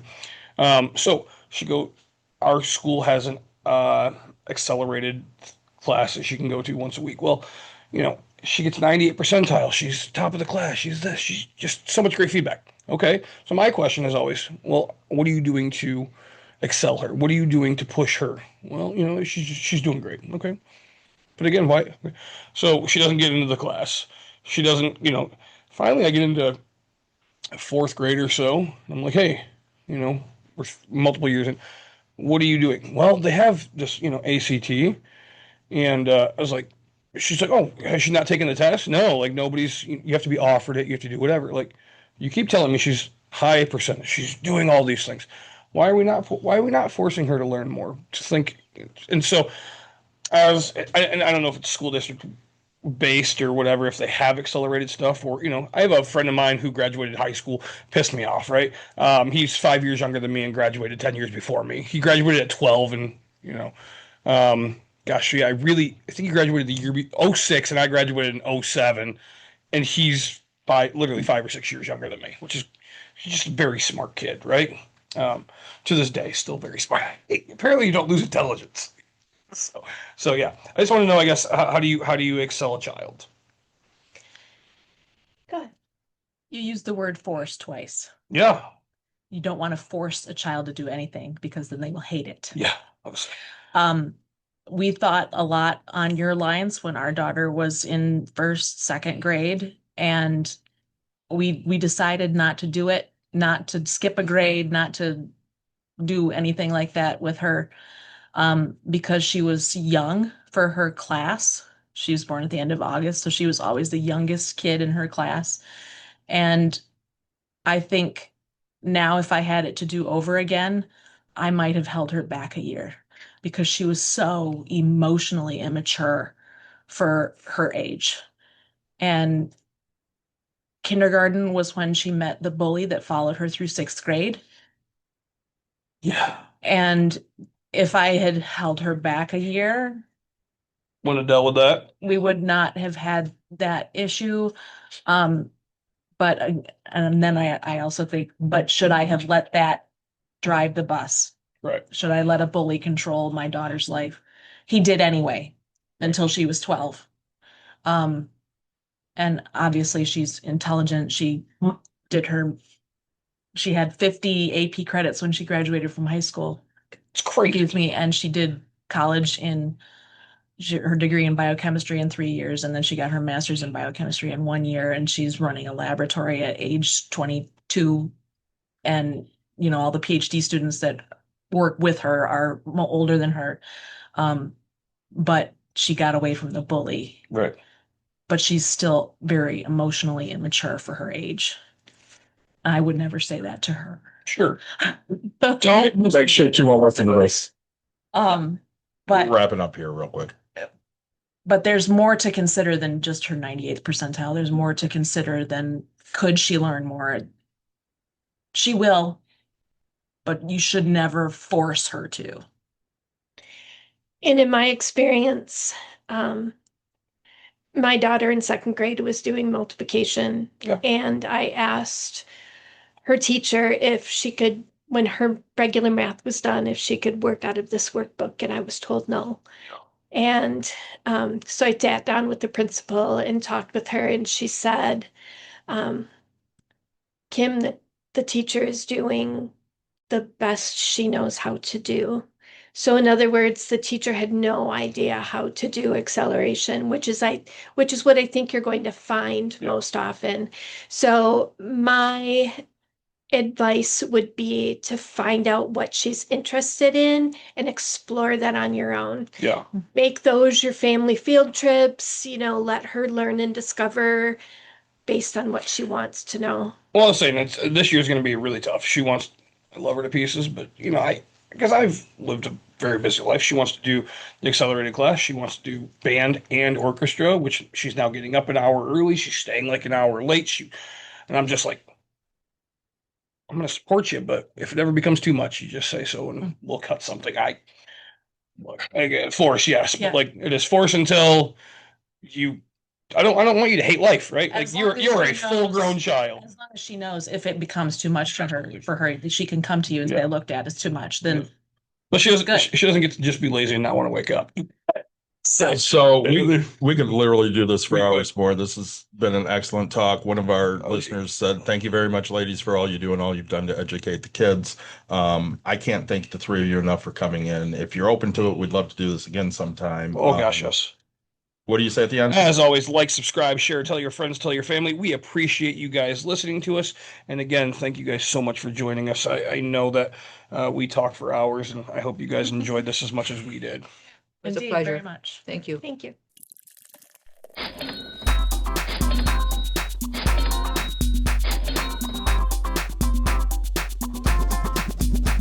You've dialed in To Box and Brews, you might hear something you can use. like tips on your cash or tips on the suds. You're gonna want to The use smarts of these because stuff. they know the And brews. they know the box, and they know they can't help the stubborn fucks. So listen up, cause shit's not funny. And save yourself some Beer money, bucks, and brews.